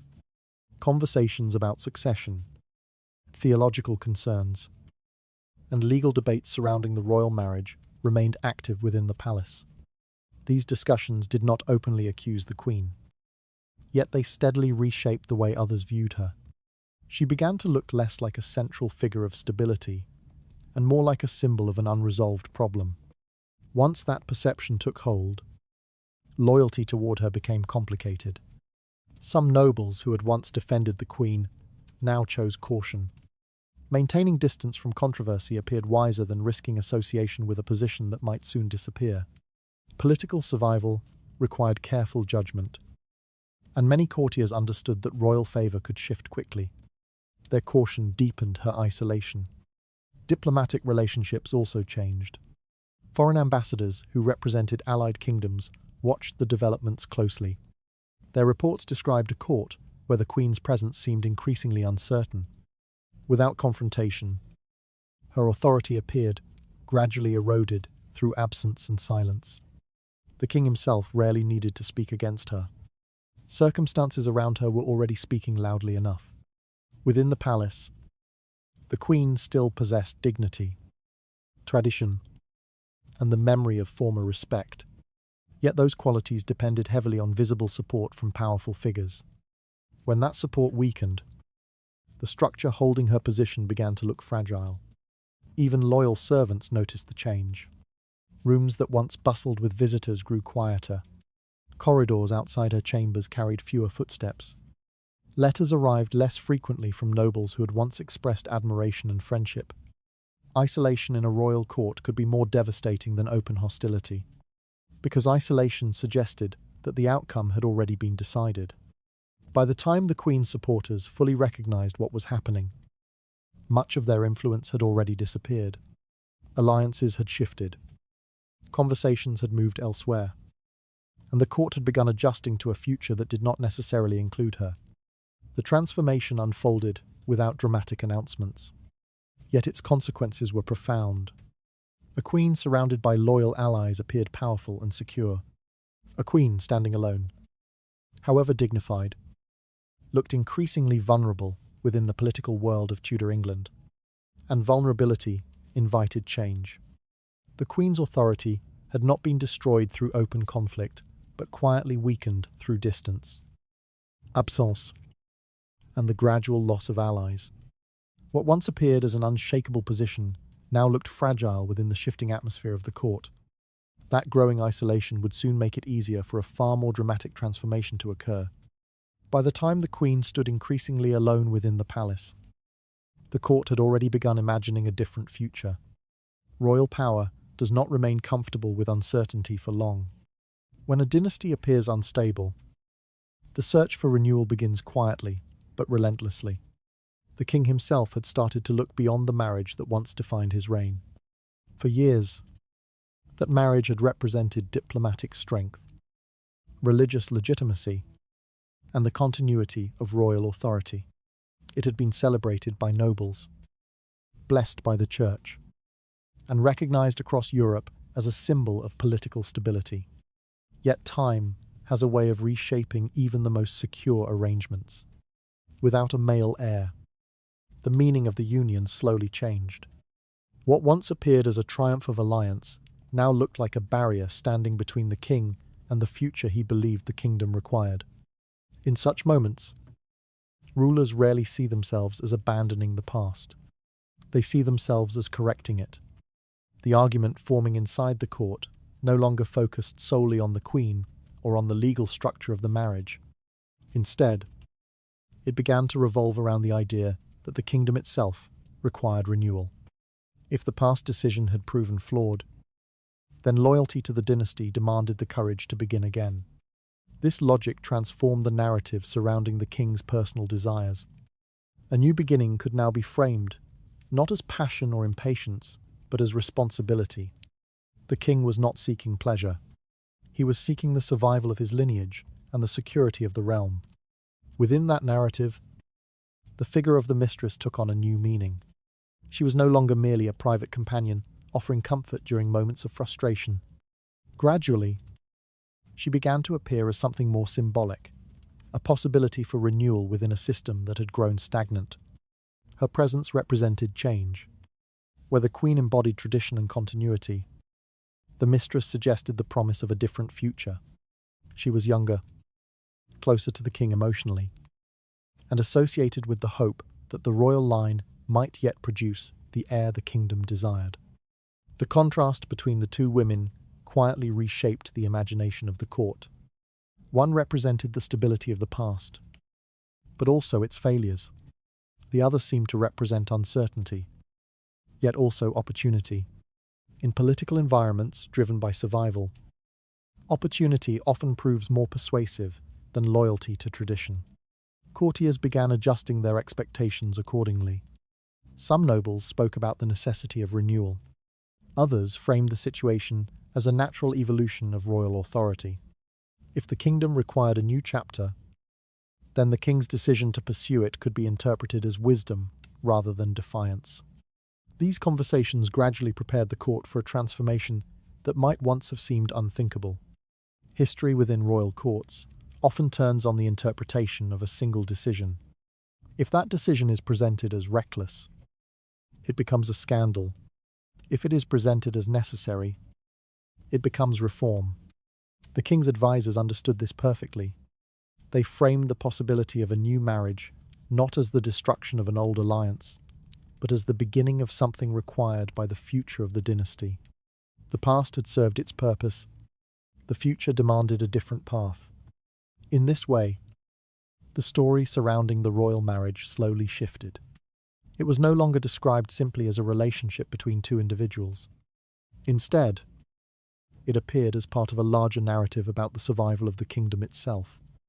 The king's personal choice could now be interpreted as a moment when private decision and national destiny intersected. Once that interpretation gained strength, resistance became more difficult. Those who opposed the change risked appearing attached to a past that had already failed. Those who supported it could present themselves as guardians of the dynasty's future. Gradually, the idea of a new beginning began to feel inevitable. And when decisions begin to feel inevitable, the final step often arrives quietly. The royal marriage that once symbolized stability had slowly come to represent the limitations of the past. The court began accepting the idea that loyalty to the dynasty required the courage to pursue a different future. A single decision made by the king would soon begin rewriting the meaning of legitimacy itself. By the time the debate about the royal marriage had matured inside the Tudor court, the image of the mistress had already begun to change. What once appeared scandalous slowly started to acquire a strange kind of respectability. This transformation did not happen suddenly. At first, the mistress existed only in whispers. Her presence near the king belonged to the private world of chambers, corridors, and quiet conversations. Publicly, the royal marriage still represented order and legitimacy. The mistress, by contrast, seemed like a threat to that structure. Yet perception inside a royal court rarely remains fixed. As doubts about the marriage grew stronger, the role of the mistress began shifting within the political imagination of the palace. Instead of appearing merely as a disruptive influence, she slowly became associated with the possibility of solving the problem that haunted the dynasty. The kingdom needed an heir. Without a clear successor, the stability of the Tudor line remained uncertain. Every courtier understood the dangers of such uncertainty. Civil wars had scarred English history not long before, and the memory of contested succession still lingered among nobles and common people alike. Within this atmosphere of anxiety, the mistress appeared in a different light. She was younger. She seemed capable of providing the heir that the queen had not produced. Her presence beside the king suggested vitality, possibility, and a future not limited by the frustrations of the past. Gradually, the language surrounding her began to change. At first, she had been described as temptation. Later, she became something closer to necessity. Conversations among courtiers framed the situation not as moral failure, but as political reality. If the king needed a new marriage to secure the dynasty, then the woman who inspired that change could no longer be described merely as a seductress. She began to appear as an answer. This shift required careful storytelling. Courtiers and advisors understood that transforming the mistress into a legitimate figure demanded more than simple acceptance. Her reputation needed reconstruction. The same society that once condemned her influence now had to imagine her as morally justifiable within the context of royal responsibility. One way to achieve this was through contrast. The Queen increasingly represented the immovable past, a union that had failed to produce the heir the kingdom required. The mistress, by contrast, represented renewal. She appeared energetic, intelligent, and capable of sharing the king's vision for the future. Her ambition, once suspicious, now looked purposeful. In this new narrative, the mistress was no longer destroying the royal marriage. Instead, she was helping the king recognize the necessity of change. Her influence appeared less like manipulation and more like encouragement toward a decision that many courtiers privately believed inevitable. Even morality itself began to shift. Royal courts often possessed flexible ethical frameworks. Actions that might seem questionable in ordinary circumstances could be reinterpreted when they appeared to serve the interests of the state. The survival of the dynasty provided a powerful justification. Within that logic, the mistress could be portrayed as a figure chosen by destiny rather than by desire. She was not simply a woman who attracted the king's affection. She was the person who helped him confront the limitations of the past and imagine a different future. Her relationship with him, therefore, appeared almost providential, a turning point that allowed the dynasty to move forward. This narrative proved persuasive to many within the court. Nobles who had once expressed discomfort with the king's attachment gradually adopted a more pragmatic perspective. If the future of the monarchy depended on change, then resisting that change might appear irresponsible. Acceptance spread quietly. The mistress herself also benefited from careful presentation. Her conduct, appearance, and speech were closely observed by those around her. Supporters ensured that she appeared dignified rather than reckless, thoughtful rather than impulsive. Every detail contributed to reshaping her reputation. If she were to become part of the royal future, the court needed to believe that she possessed the qualities expected of a queen: intelligence, composure, and political awareness. Therefore, became central elements of the new image surrounding her. Gradually, the difference between scandal and legitimacy began to blur. What had once seemed like an affair threatening the stability of the realm now appeared increasingly like the beginning of a transformation that might save it. The mistress stood at the center of that transformation. The shift revealed something important about power within royal courts. Legitimacy does not always arise from tradition alone. Sometimes it emerges through the careful rewriting of narratives that explain why change is necessary. When enough people accept those narratives, what once seemed impossible becomes inevitable. By the time the court fully embraced the idea of a new royal marriage, the mistress had already traveled a remarkable distance in reputation. She was no longer simply the woman who stood beside the king. She had become the symbol of a solution. The woman once described as a threat to the royal marriage had slowly been transformed into a figure associated with the salvation of the dynasty. Through careful narratives and shifting expectations, the court began to accept her presence as something necessary rather than scandalous. That transformation of reputation would soon require a bigger change in the language used to justify royal power itself. Power within a royal court does not rely only on armies, wealth, or titles. It also depends on language. The words used to describe an action can transform how that action is judged, remembered, and accepted. In the Tudor court, language became one of the most important tools in the struggle surrounding the royal marriage. At the beginning of the conflict, the situation appeared simple to outside observers. A king seemed dissatisfied with his wife and wished to end a marriage that had long been recognized as legitimate. In ordinary language, such a situation would have been described as a divorce. Yet that word carried dangerous implications. Divorce suggested rebellion against religious authority. It implied a violation of sacred vows and a challenge to the permanence of marriage. Within a deeply religious society, openly pursuing divorce could appear reckless, immoral, and politically destabilizing. For the king and his advisors, the word itself became unacceptable. Instead of speaking about divorce, they began using a different expression, annulm.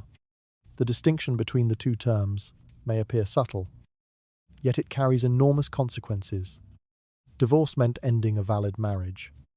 Annulment meant declaring that the marriage had never truly existed in the eyes of God. This difference allowed the king's position to appear consistent with religious law. The king was not breaking a sacred union. He was correcting a mistake. Through this language change, the narrative surrounding the marriage shifted dramatically. What might once have looked like personal dissatisfaction could now be presented as a theological question about the legitimacy of the original union. A similar transformation occurred in the language used to describe the king's relationship with the mistress. Early critics described the relationship as betrayal. A king who pursued another woman while still married appeared guilty of moral failure. Such accusations threatened the image of royal virtue that the monarchy carefully maintained. Once again, language provided a solution. Advisors began framing the situation differently. Instead of betrayal, they spoke about reform. The king's actions were presented as part of a broader effort to correct errors within both the royal household and the religious structure surrounding marriage. The personal relationship between the king and the mistress became part of a larger narrative about restoring proper order. What once appeared scandalous now looked purposeful. Even the king's emotions underwent reinterpretation. Passion between a man and a woman might easily be dismissed as weakness or temptation. Yet when that passion could be linked to divine intention, its meaning changed entirely. Supporters began suggesting that the king's desire for a new marriage reflected the will of God. If the original union had been flawed from the beginning, then the king's dissatisfaction might represent not rebellion, but divine guidance. The path toward a new marriage could therefore be interpreted as obedience to a higher authority rather than submission to personal desire. This argument carried enormous persuasive power. Religious societies often struggle to oppose actions presented as expressions of divine will. If God intended the king to correct the error of the past, resisting that correction might appear as opposition to God himself. Through careful language, personal emotion could therefore be transformed into a sacred duty. The shift did not occur overnight. Courtiers repeated the new phrases gradually, introducing them into letters, discussions, and official documents. Scholars wrote arguments defending the distinction between annulment and divorce. Clergy debated theological interpretations that justified the king's position.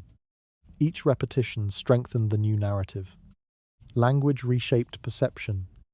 Soon, the court began speaking about the situation in entirely different terms. The king was not abandoning his wife. He was seeking a lawful annulment. He was not betraying the queen with a mistress. He was pursuing necessary reform within the structure of the dynasty. Even the relationship with the mistress acquired a spiritual dimension. She appeared less like a rival and more like a figure whose presence helped reveal the divine plan for the future of the monarchy. Within this interpretation, the king's path toward a new marriage seemed not only acceptable, but almost inevitable. Language had changed the moral landscape.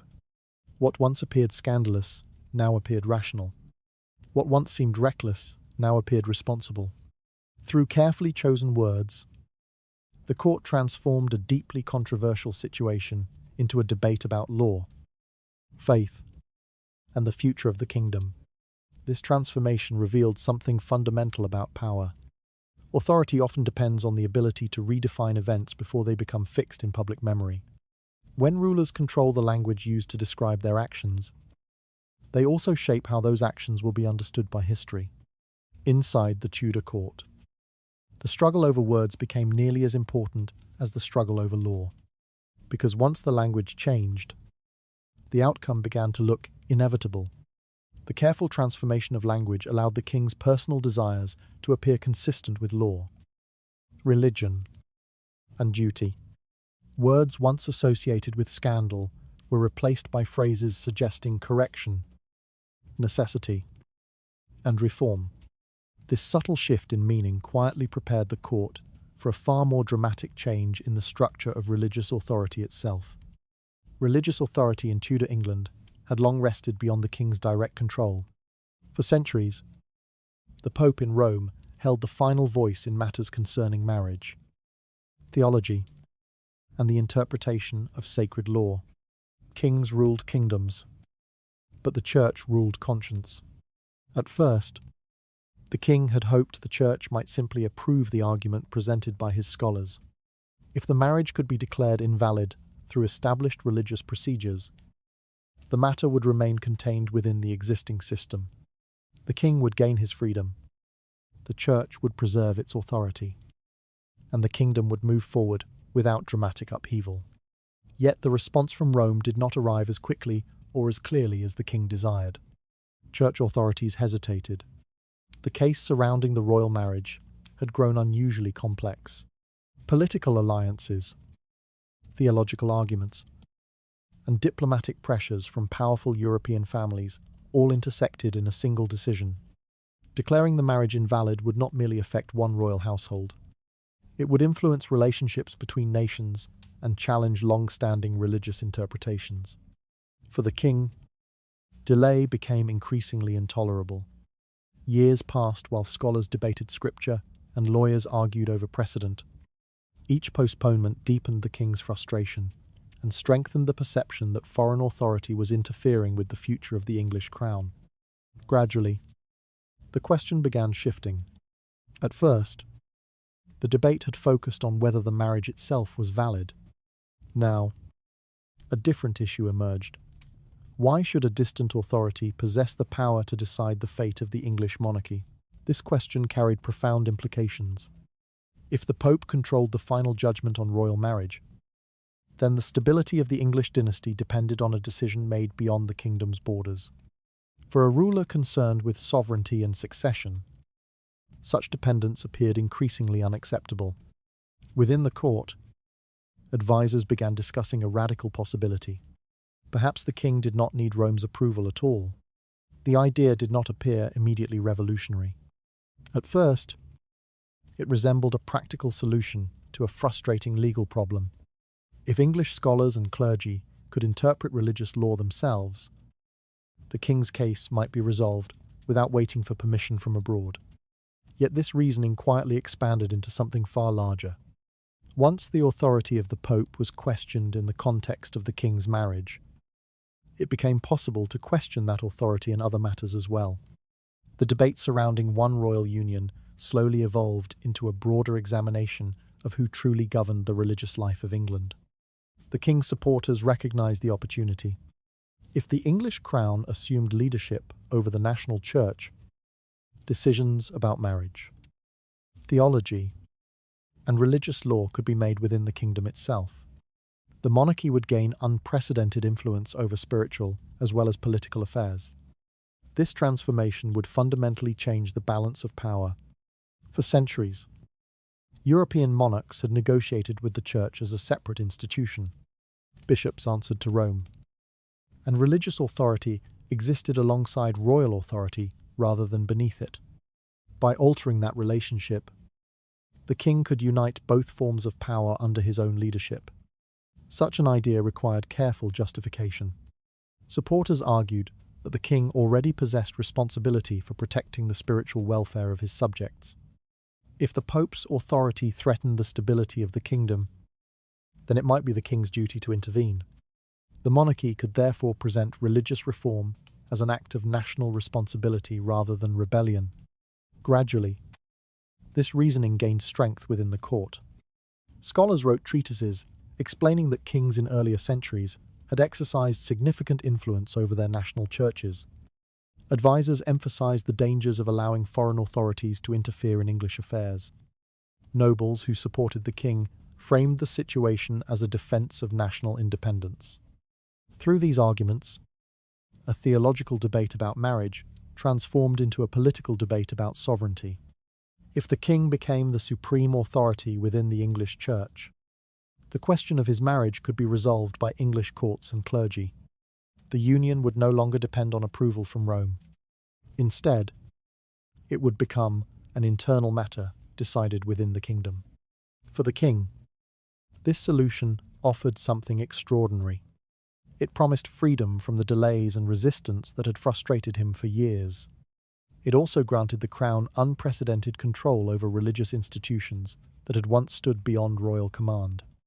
The implications extended far beyond the royal marriage. Monasteries, bishops, and religious courts would all operate under the authority of the English crown. The king's decision about his marriage would therefore reshape the entire relationship between religion and government within the kingdom. What had begun as a personal dispute between husband and wife had evolved into a transformation of national power. The royal marriage was no longer merely a private matter. It had become the catalyst for redefining the structure of authority in England itself. The conflict surrounding the king's marriage had gradually evolved into a challenge against the authority of Rome itself. By claiming control over the English church, the king placed decisions about marriage and faith directly within his own kingdom. Such a dramatic power shift would soon begin reshaping the entire religious landscape of England. Religious doctrine had once appeared immovable within the structure of European society. For generations, kings, nobles, and common people alike believed that sacred law stood above individual ambition. The church defined the boundaries of morality, and even the most powerful monarchs were expected to obey those boundaries. Yet history sometimes turns when authority begins to move in a different direction. Inside Tudor England, the struggle over the king's marriage slowly revealed a deeper truth about power. When political survival becomes urgent enough, institutions that once seemed eternal can suddenly become flexible. At first, the dispute had looked like a personal matter. A king wished to leave a marriage that no longer satisfied the needs of his dynasty. Religious authorities hesitated, scholars argued, and diplomats attempted to balance competing interests between powerful kingdoms. Over time, however, the situation grew far larger than the marriage itself. The king had begun asserting control over the English church, placing spiritual authority directly beneath the crown. What had once been an independent institution guided by Rome now found itself gradually reshaped by the political will of the monarchy. This transformation carried enormous implications. For centuries, the church had claimed the final word in matters of doctrine, morality, and sacramental law. Marriage, in particular, belonged firmly within its sacred jurisdiction. By challenging that authority, the king was not simply resolving a personal problem. He was redefining the relationship between religion and royal power. Within the court, this shift appeared both alarming and exhilarating. Some nobles feared the consequences of disrupting a system that had governed Christian Europe for generations. If the king could reshape religious authority for personal reasons, what other traditions might become vulnerable to political ambition? Others saw opportunity. By supporting the king's position, they aligned themselves with a new structure of power that placed the monarchy above institutions once considered untouchable. Loyalty to the crown now meant supporting a transformation that blurred the line between spiritual obedience and political allegiance. In this atmosphere, the meaning of loyalty began changing. Traditionally, loyalty required obedience to both king and church. The two authorities had existed side by side, each reinforcing the legitimacy of the other. A ruler governed the earthly kingdom, while the church governed the spiritual one. Now those boundaries began dissolving. If the king possessed authority over the national church, then obedience to religious law effectively meant obedience to the crown. Spiritual duty and political loyalty gradually merged into a single obligation. The consequences extended far beyond the royal marriage. Clergy, who once answered directly to Rome, now faced pressure to acknowledge the king as the supreme authority within the English church. Monasteries, bishops, and theologians all found themselves navigating a new landscape where religious decisions could carry political consequences. Some resisted quietly, others adapted quickly, recognizing that survival within the court required acceptance of the new reality. The monarchy had not simply altered one marriage, it had redefined the structure of authority across the kingdom. Within this transformation, The king's personal decision acquired extraordinary historical significance. A dispute that began with frustration over succession had now reshaped the entire religious identity of England. The boundaries separating spiritual doctrine from political necessity had been permanently altered. For many observers, the change felt unsettling. Sacred traditions that once appeared stable now seemed vulnerable to interpretation by those who held political power. If royal authority could override centuries of religious practice, the future of other institutions might prove equally uncertain. Yet for the king and his supporters, the outcome represented victory. The crown now possessed influence over religious structures that had once resisted royal control. The monarchy had expanded its authority beyond the realm of politics and into the spiritual life of the nation. The royal marriage, once a private union blessed by the church, had become the catalyst for an entirely new arrangement of power. What had begun as a personal conflict between husband and wife had grown into a transformation capable of reshaping the faith of an entire kingdom. History often records wars, treaties, and revolutions as the forces that change nations. Sometimes, however, the turning point begins with something as intimate as a marriage. A personal dispute between a king and his wife had gradually expanded into a transformation affecting religion, law, and political authority across an entire kingdom. The boundaries between spiritual doctrine and royal power had been permanently altered by a single decision. The consequences of that decision would soon reveal themselves in ways even the king could not fully control. Once the king had successfully redefined loyalty around the throne, the consequences did not remain contained within the palace walls. A decision that began as a solution to a dynastic problem slowly unfolded into a political transformation affecting the entire kingdom. At first, many within the court had accepted the change with cautious optimism. They believed that securing a male heir and strengthening royal authority would stabilize England. The argument seemed simple. Loyalty to the future of the dynasty justified extraordinary actions in the present. Yet political systems rarely remain stable after such fundamental shifts. When the king altered the meaning of loyalty, the effects spread outward through the nobility. For centuries, English nobles had balanced their allegiance between crown, church, and tradition. Now the crown demanded a new kind of devotion, one that required acceptance of the king's religious and political authority as inseparable. Not everyone welcomed that demand. Some nobles adapted quickly, aligning themselves with the king's vision of reform. They understood that supporting the crown's authority could bring new opportunities. Positions within the reorganized religious structure, confiscated lands from dissolved monasteries, and greater influence within the royal government all awaited those who proved their loyalty. For them, the transformation appeared beneficial. Other nobles, however, saw something more troubling. The redefinition of loyalty seemed to undermine centuries of tradition that had once limited royal power. If the king could reshape religious authority for political purposes, what would prevent future rulers from altering other institutions just as easily?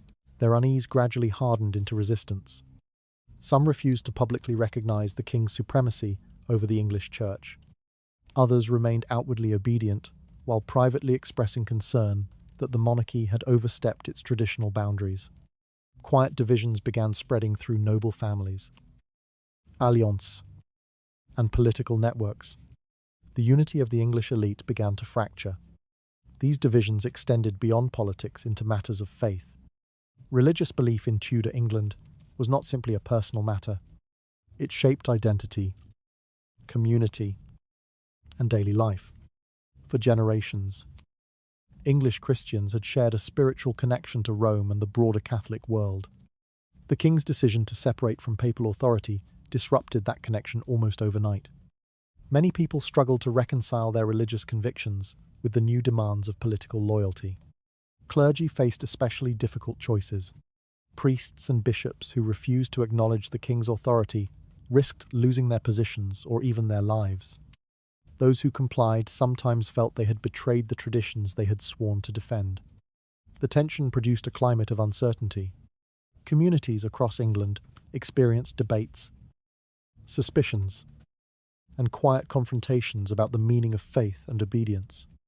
Religious reform did not arrive as a smooth transformation. It appeared as a series of disruptions that unsettled familiar practices and challenged deeply held beliefs. The consequences also extended into the future of English politics. By asserting control over the church, the king had established a powerful precedent. Future monarchs could point to his actions as justification for further intervention in religious and political institutions. The balance between crown and tradition had been permanently altered. For supporters of strong royal authority, this precedent seemed advantageous. A monarch who controlled both political and religious structures possessed extraordinary influence. The crown could guide the direction of the kingdom without interference from external authorities such as the papacy. Yet the same precedent also introduced a dangerous uncertainty. If one ruler could redefine loyalty and reshape institutions, another ruler might do so again, in ways that proved less stable or less predictable. The boundaries protecting tradition had become more flexible, and flexibility in matters of power often carries unforeseen risks. Within the Tudor court, this reality slowly became visible. The king had secured his immediate objective. The royal marriage had been overturned. Religious authority had shifted, and the possibility of a new dynastic future now appeared within reach. But the cost of that success continued unfolding across the kingdom. Political alliances had fractured. Religious communities had divided. The relationship between monarchy, church, and nobility had entered a new and uncertain phase. What had once seemed like a carefully controlled solution to a royal problem had evolved into a transformation affecting the entire structure of English society. History often remembers decisive moments with clarity, yet those who lived through them rarely experienced such certainty. For the people of Tudor England, the king's decision did not simply resolve a marriage dispute. It reshaped the foundations of loyalty, faith, and authority in ways that would influence the kingdom for generations. Redefining loyalty had solved the king's immediate problem, but left the English kingdom divided along political and religious lines. Noble alliances fractured, while faith itself became entangled with obedience to the crown. Those divisions would soon expose one final and devastating consequence for the woman who had once stood at the center of the royal marriage. Once the political transformation surrounding the royal marriage had taken root, the position of the queen became increasingly fragile. A woman who had once stood at the center of royal ceremony now occupied a place that no longer fit comfortably within the court's changing narrative. Royal authority depends heavily on symbols. A queen is not merely a wife. She represents stability, morality, and continuity within the monarchy. Her presence beside the king reinforces the image of an ordered household and a legitimate dynasty. For years, the queen had embodied those ideals with dignity. Yet when the court began redefining loyalty and imagining a new future for the dynasty, that same image became problematic. The queen now represented the past. More dangerously, she represented a past that the king and his advisors increasingly wished to escape. Her continued presence beside the throne reminded everyone of the marriage that had become the center of political and religious conflict. Removing that reminder required a careful strategy. At first, the transformation of the queen's reputation occurred quietly. Courtiers, who had once praised her virtues, now spoke about her situation with cautious distance. Her earlier image as a devoted and honorable consort began fading from conversation. Gradually, new descriptions replaced the old ones. Instead of emphasizing her dignity, critics began focusing on the failure of the marriage to produce a male heir. What had once been interpreted as an unfortunate circumstance now appeared as evidence of a deeper problem within the royal union. The queen's personal virtues remained largely unquestioned, yet her role within the dynasty began to look ineffective. This subtle shift allowed the court to reinterpret her position without openly attacking her character. She was no longer celebrated as the moral heart of the monarchy. Instead, she appeared as an obstacle, preventing the kingdom from securing its future. Such reinterpretations often unfold slowly within political environments. Once the idea takes hold that a person represents a barrier to progress, their past achievements become less visible. Attention shifts toward the problems associated with their presence rather than the contributions they once made. The Queen's reputation gradually experienced this transformation. Her years of loyalty to the king and her efforts to maintain royal dignity faded behind the growing narrative that the dynasty required change.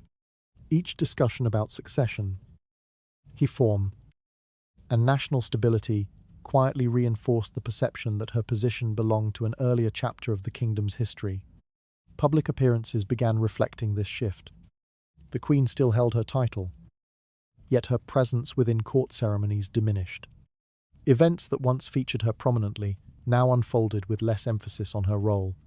Courtiers adjusted their behavior accordingly, offering formal respect while increasingly aligning themselves with the political direction favored by the king. The atmosphere surrounding her changed. Where admiration once filled the royal halls, a quiet sense of inevitability now followed her movements through the palace. Many within the court had begun accepting the idea that her position would not survive the coming transformation. The language used to describe marriage also evolved. Instead of portraying the Queen as a partner within a sacred union, critics framed the relationship as a historical error that required correction. The royal marriage itself began appearing less like a triumph of diplomacy and more like a mistake made in a different political moment. Through this interpretation, the Queen became connected to that mistake. She was no longer simply a person. She became a symbol of a decision the king now wished to reverse. Political narratives often require such symbols. Transforming a complex situation into a clear story makes change easier to justify. If the Queen represented the failure of the past, then removing her from the center of royal authority could appear as a necessary step toward renewal. Gradually, the legal foundations of her position also weakened. Debates about annulment of succession and religious authority placed the Queen's marriage under constant scrutiny. Each argument questioning the legitimacy of the union indirectly questioned her own legitimacy as Queen. Over time, the title that once defined her authority began losing its power. The process did not occur through a single dramatic declaration. Instead, it unfolded through legal challenges, political maneuvering, and the steady erosion of support within the court. Her identity as Queen slowly dissolved within the shifting structure of Tudor power. What remained was a woman whose dignity endured even as her authority faded. The court continued treating her with outward respect. Yet the political world around her had already moved toward a future in which her presence no longer fit. History often transforms individuals into symbols of larger conflicts. For the Tudor monarchy, the Queen had become the final reminder of a marriage that the king believed must disappear. Removing that reminder became essential to completing the transformation already underway. The Queen, who once symbolized moral stability within the Tudor monarchy, had gradually been recast as the final obstacle to the dynasty's future. Through shifting narratives and weakening support, her authority faded long before her title formally disappeared. That quiet transformation would soon clear the path for another woman to step into the place history had taken from her. When the Queen's authority had finally weakened enough within the court, the final transformation could begin. For years, the mistress had existed on the edge of royal power, close enough to influence the king, yet still outside the official structure of the monarchy. Now the court is prepared to bring her inside it. Such a change required more than a private decision. A mistress could remain tolerated as long as she stayed within the shadows of the palace. Turning her into a queen demanded the careful reconstruction of legitimacy itself. Royal marriage had once been defended as sacred and unbreakable. Now the same court that had protected that ideal began presenting the new union as a natural and necessary continuation of royal authority. The king's previous marriage had been declared flawed. The queen's position had faded, and the kingdom now required a fresh beginning. Within that new narrative, the mistress no longer appeared controversial. She appeared inevitable. Her elevation to queenship, therefore, unfolded with ceremony designed to reinforce the legitimacy of the transformation. Court rituals, proclamations, and public celebrations introduced her not as an intruder, but as the rightful partner of the king. Titles that once seemed unimaginable have now become reality. She received the formal recognition reserved for a royal consort. Her name entered official records. Her presence appeared beside the king during public ceremonies, and her position within the palace hierarchy rose to the highest rank available to a woman within the kingdom. The symbolism carried enormous weight. Where she had once stood in quiet corners of the court, she now walked through its halls openly as queen. The transformation of her position signaled that the monarchy had fully embraced the new narrative surrounding the king's marriage. Yet the change extended beyond the woman herself. Royal marriages rarely involve only two individuals. They also elevate entire families. With the mistress's rise to queenship, her relatives found themselves suddenly drawn into the center of political life. Brothers, fathers, and cousins gained influence, positions within the royal court, or diplomatic roles, and valuable estates began flowing toward those connected to the new queen. Nobles who had once overlooked her family now competed for their favor, recognizing that proximity to the throne could reshape fortunes overnight. The court adjusted quickly. Ambitious courtiers understood that the direction of royal favor had shifted. Loyalty toward the new queen offered opportunities for advancement, while lingering attachment to the old order could appear politically unwise. Gradually, alliances rearranged themselves. Families that had once stood close to the former queen moved cautiously, uncertain about their place in the emerging structure of power. Meanwhile, supporters of the new queen gained confidence as their influence expanded across the palace. Through this process, loyalty itself underwent another transformation. Earlier in the conflict, loyalty had been redefined around the survival of the dynasty rather than the permanence of a single marriage. Now, it has evolved again. Loyalty meant accepting the legitimacy of the new queen and recognizing the authority that accompanied her position. Those who embraced this interpretation found themselves rewarded.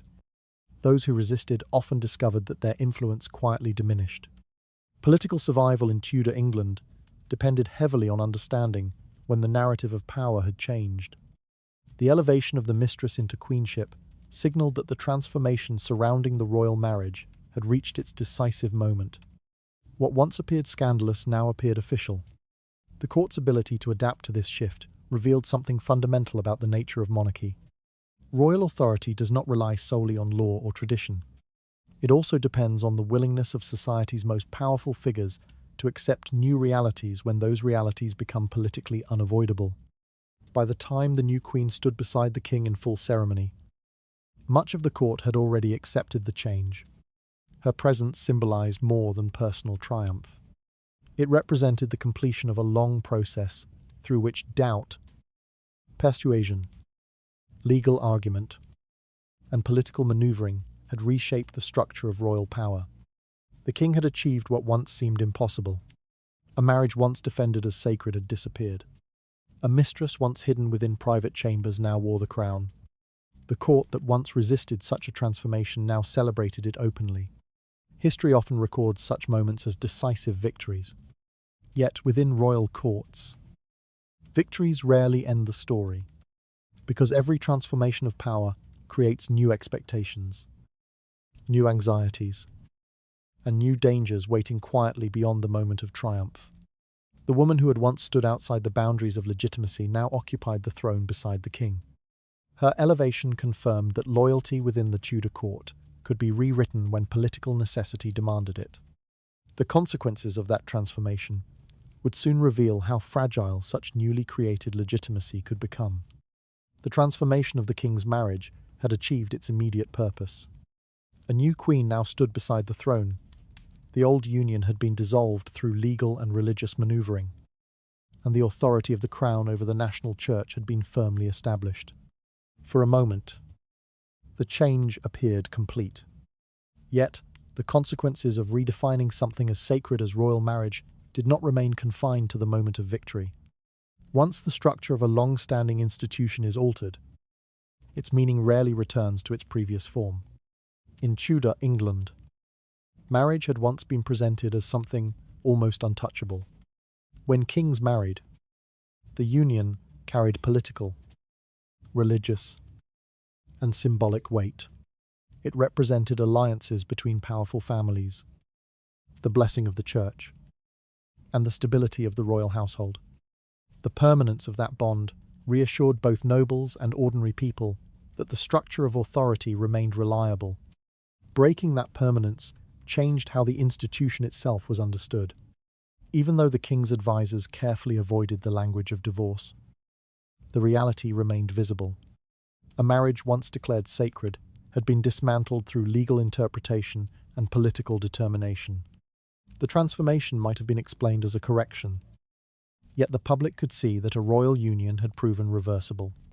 Once such a precedent exists, its influence spreads quietly.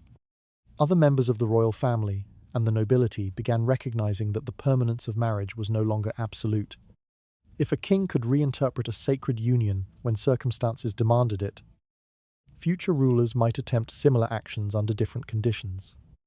This possibility introduced a subtle instability into the idea of royal marriage, where earlier generations might have viewed the institution as unbreakable. Later, observers now understood that its survival could depend on political convenience. The authority of the crown had grown stronger, yet the moral certainty surrounding the monarchy had become more complicated. Within the court, these consequences appeared gradually. Nobles who had supported the king's decision did so because it solved an immediate dynastic problem. The need for a male heir had seemed urgent enough to justify extraordinary actions. Once that urgency faded, however, the broader implications of those actions became more visible. Marriage had been reshaped by power. If power could alter one sacred institution, it might also influence others. The boundary between tradition and political necessity had become more flexible. And flexibility in matters of royal authority often produces uncertainty for those living under it. Religious leaders felt this tension especially strongly. Clergy, who had supported the king's supremacy over the English church, now faced the challenge of explaining how a sacrament could be undone by royal interpretation. The theological arguments that justified the annulment remained complex, and not everyone within the kingdom accepted them easily. For many believers, the situation appeared troubling. They had been taught that marriage represented a lifelong covenant under God. Watching a royal union dissolve through legal reasoning forced them to reconsider how sacred that covenant truly remained within the new political order. These doubts did not immediately erupt into rebellion. Instead, they lingered beneath the surface of Tudor society. Conversations about faith, authority, and obedience became more cautious. The relationship between religious tradition and royal command no longer appeared as clear as it once had. The monarchy itself also faced new expectations. Having demonstrated the ability to reshape religious and legal institutions, the crown now carried responsibility for maintaining stability within that altered structure. Every future decision concerning marriage, succession, or religious policy would be examined through the precedent created by the king's actions. The transformation, therefore, extended far beyond one generation. Future monarchs inherited a system in which the boundaries of sacred tradition had already been adjusted by political necessity. Some rulers would attempt to strengthen those boundaries again, while others might push them even further. The long-term consequences unfolded slowly across decades. England experienced further religious shifts, political debates, and struggles over the proper relationship between crown and faith. Each of these conflicts traced part of its origin to the moment when the king's marriage had forced the kingdom to reconsider the meaning of sacred authority. The story, therefore, reveals a paradox. The king's decision solved an immediate problem for the dynasty. Yet it also introduced uncertainties that future generations would continue navigating. Power had achieved its goal, but it had also changed the rules under which power operated. Institutions once considered permanent had proven capable of transformation, and once transformation becomes possible, permanence can never appear quite the same again. Redefining royal marriage allowed the king to secure a new beginning for his dynasty. Yet it also weakened the sense of permanence that once surrounded sacred institutions. A precedent now existed, showing that vows, traditions, and religious authority could bend under the pressure of political necessity. Such a precedent would eventually reveal how easily loyalty itself could be rewritten when a monarch believed the survival of the throne demanded it. History often appears solid when we look back at it from a distance. Kings, queens, laws, and institutions seem fixed in place, as though the structure of power had always been stable and unquestioned. Yet the story of the Tudor court reveals something far more fragile. Even the most sacred vows can change meaning when power begins to reinterpret them. For centuries, marriage had been described as a permanent bond, sanctified by religion and protected by law. In theory, the promises exchanged during a royal wedding were meant to bind not only two individuals, but also the political and spiritual order surrounding the monarchy. Those promises represented stability, yet stability depends on belief. When enough people begin to question the meaning of a promise, the promise itself begins to shift. Within the Tudor court, this transformation did not occur through open rebellion or dramatic revolution. Instead, it unfolded through arguments, whispers, legal interpretations, and quiet persuasion. A king began to believe that his marriage had become a problem rather than a foundation. Once that belief took hold, the structure surrounding the marriage began to change. Lawyers examined religious law for hidden loopholes. Scholars debated scripture. Courtiers reshaped public opinion. Language itself evolved, replacing accusations of betrayal with the language of reform. Step by step, the meaning of loyalty moved away from personal vows and toward the survival of the dynasty. In this new interpretation, loyalty no longer requires unwavering devotion to a marriage. Instead, it required devotion to the future of the crown. If a sacred union threatened that future, it could be reconsidered. This idea carried enormous power, because once loyalty becomes flexible, institutions that once seemed permanent begin to appear negotiable. The boundary between moral obligation and political necessity grows uncertain. Within the Tudor kingdom, that uncertainty reshaped the relationship between religion and authority. The king did not simply alter his marriage. He altered the structure of religious power within England. By placing the national church under royal control, he ensured that decisions about faith and law would no longer depend on distant authorities in Rome. The monarchy gained extraordinary influence. Yet such influence also revealed a deeper truth about political power. Institutions often appear sacred only as long as those who control power agree to treat them that way. When rulers decide that survival requires change, even traditions that have lasted for centuries can be rewritten. The Tudor court demonstrated this reality with remarkable clarity. A marriage once blessed by the church had been dismantled through legal argument. A mistress, once hidden within private chambers, had become queen. Religious authority, once centered in Rome, too, now answered to the English crown. Each transformation began with persuasion, not persuasion delivered through force, but persuasion delivered through narrative. Courtiers reshaped the story surrounding the king's marriage until it appeared not as a scandal but as a necessary correction. By the time the transformation was complete, the court had already accepted the new reality. History often celebrates decisive moments: the signing of laws, the proclamation of reforms, and the ceremonies that signal official change. Yet the most important shifts often happen long before those moments arrive. They happen in the quiet spaces where ideas begin to feel inevitable. Inside Tudor England, The idea that a king could rewrite the meaning of his marriage slowly became accepted as common sense. Once enough people believed that interpretation, the final decision no longer appeared shocking. It appeared logical.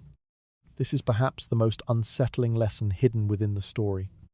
The transformation of royal marriage did not require violent revolution. It required belief. Once belief shifted, the structure of loyalty, law, and religion shifted with it. A single persuasion changed the course of English history. Generations that followed would continue living within the system that the decision created. The English Church remained separate from Rome.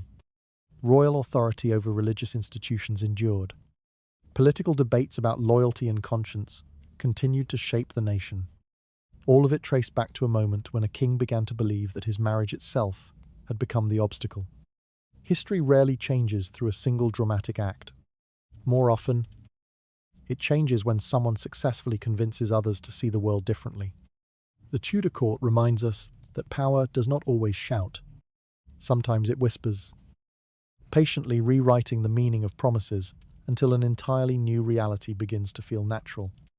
And by the time people recognize how much has changed, the old world has already disappeared. So tonight, as the noise of the day fades and the mind begins to slow, it is worth remembering how quietly history can turn. A royal vow once believed unbreakable became negotiable. A marriage, once protected by sacred law, dissolved through careful persuasion. A kingdom once obedient to distant religious authority reshaped its faith around the will of a single ruler. These changes did not arrive with thunder.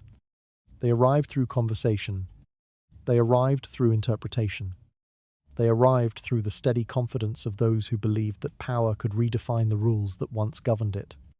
Perhaps that is why the story remains both fascinating and unsettling, because it reminds us that institutions are never as permanent as they appear. Laws can be reinterpreted, traditions can be adjusted, even sacred promises can be reconsidered when enough influence gathers behind a new narrative. And yet, behind every political transformation stand ordinary people who must live with the consequences, nobles navigating uncertain loyalties, clergy struggling to reconcile faith with obedience. Families were watching the meaning of marriage itself slowly evolve under the pressure of royal authority. The Tudor court did not merely change a king's personal life, it changed the direction of an entire nation. And now, as this long story settles into quiet reflection, perhaps the most fitting response is simply to rest with that thought. History moves slowly, often quietly, sometimes invisibly. One persuasion can redirect a kingdom. One belief can reshape the meaning of loyalty. And one king's decision can echo through centuries. So let the mind drift gently away from the intrigue of courts and the weight of crowns. Let the halls of Tudor England grow quiet again. The arguments fade into distant memory, and the candles in the palace chambers burn low. The story has come to its end for tonight. Rest well, sleep peacefully, and may your dreams remain far calmer than the restless ambitions that once rewrote the fate of a kingdom.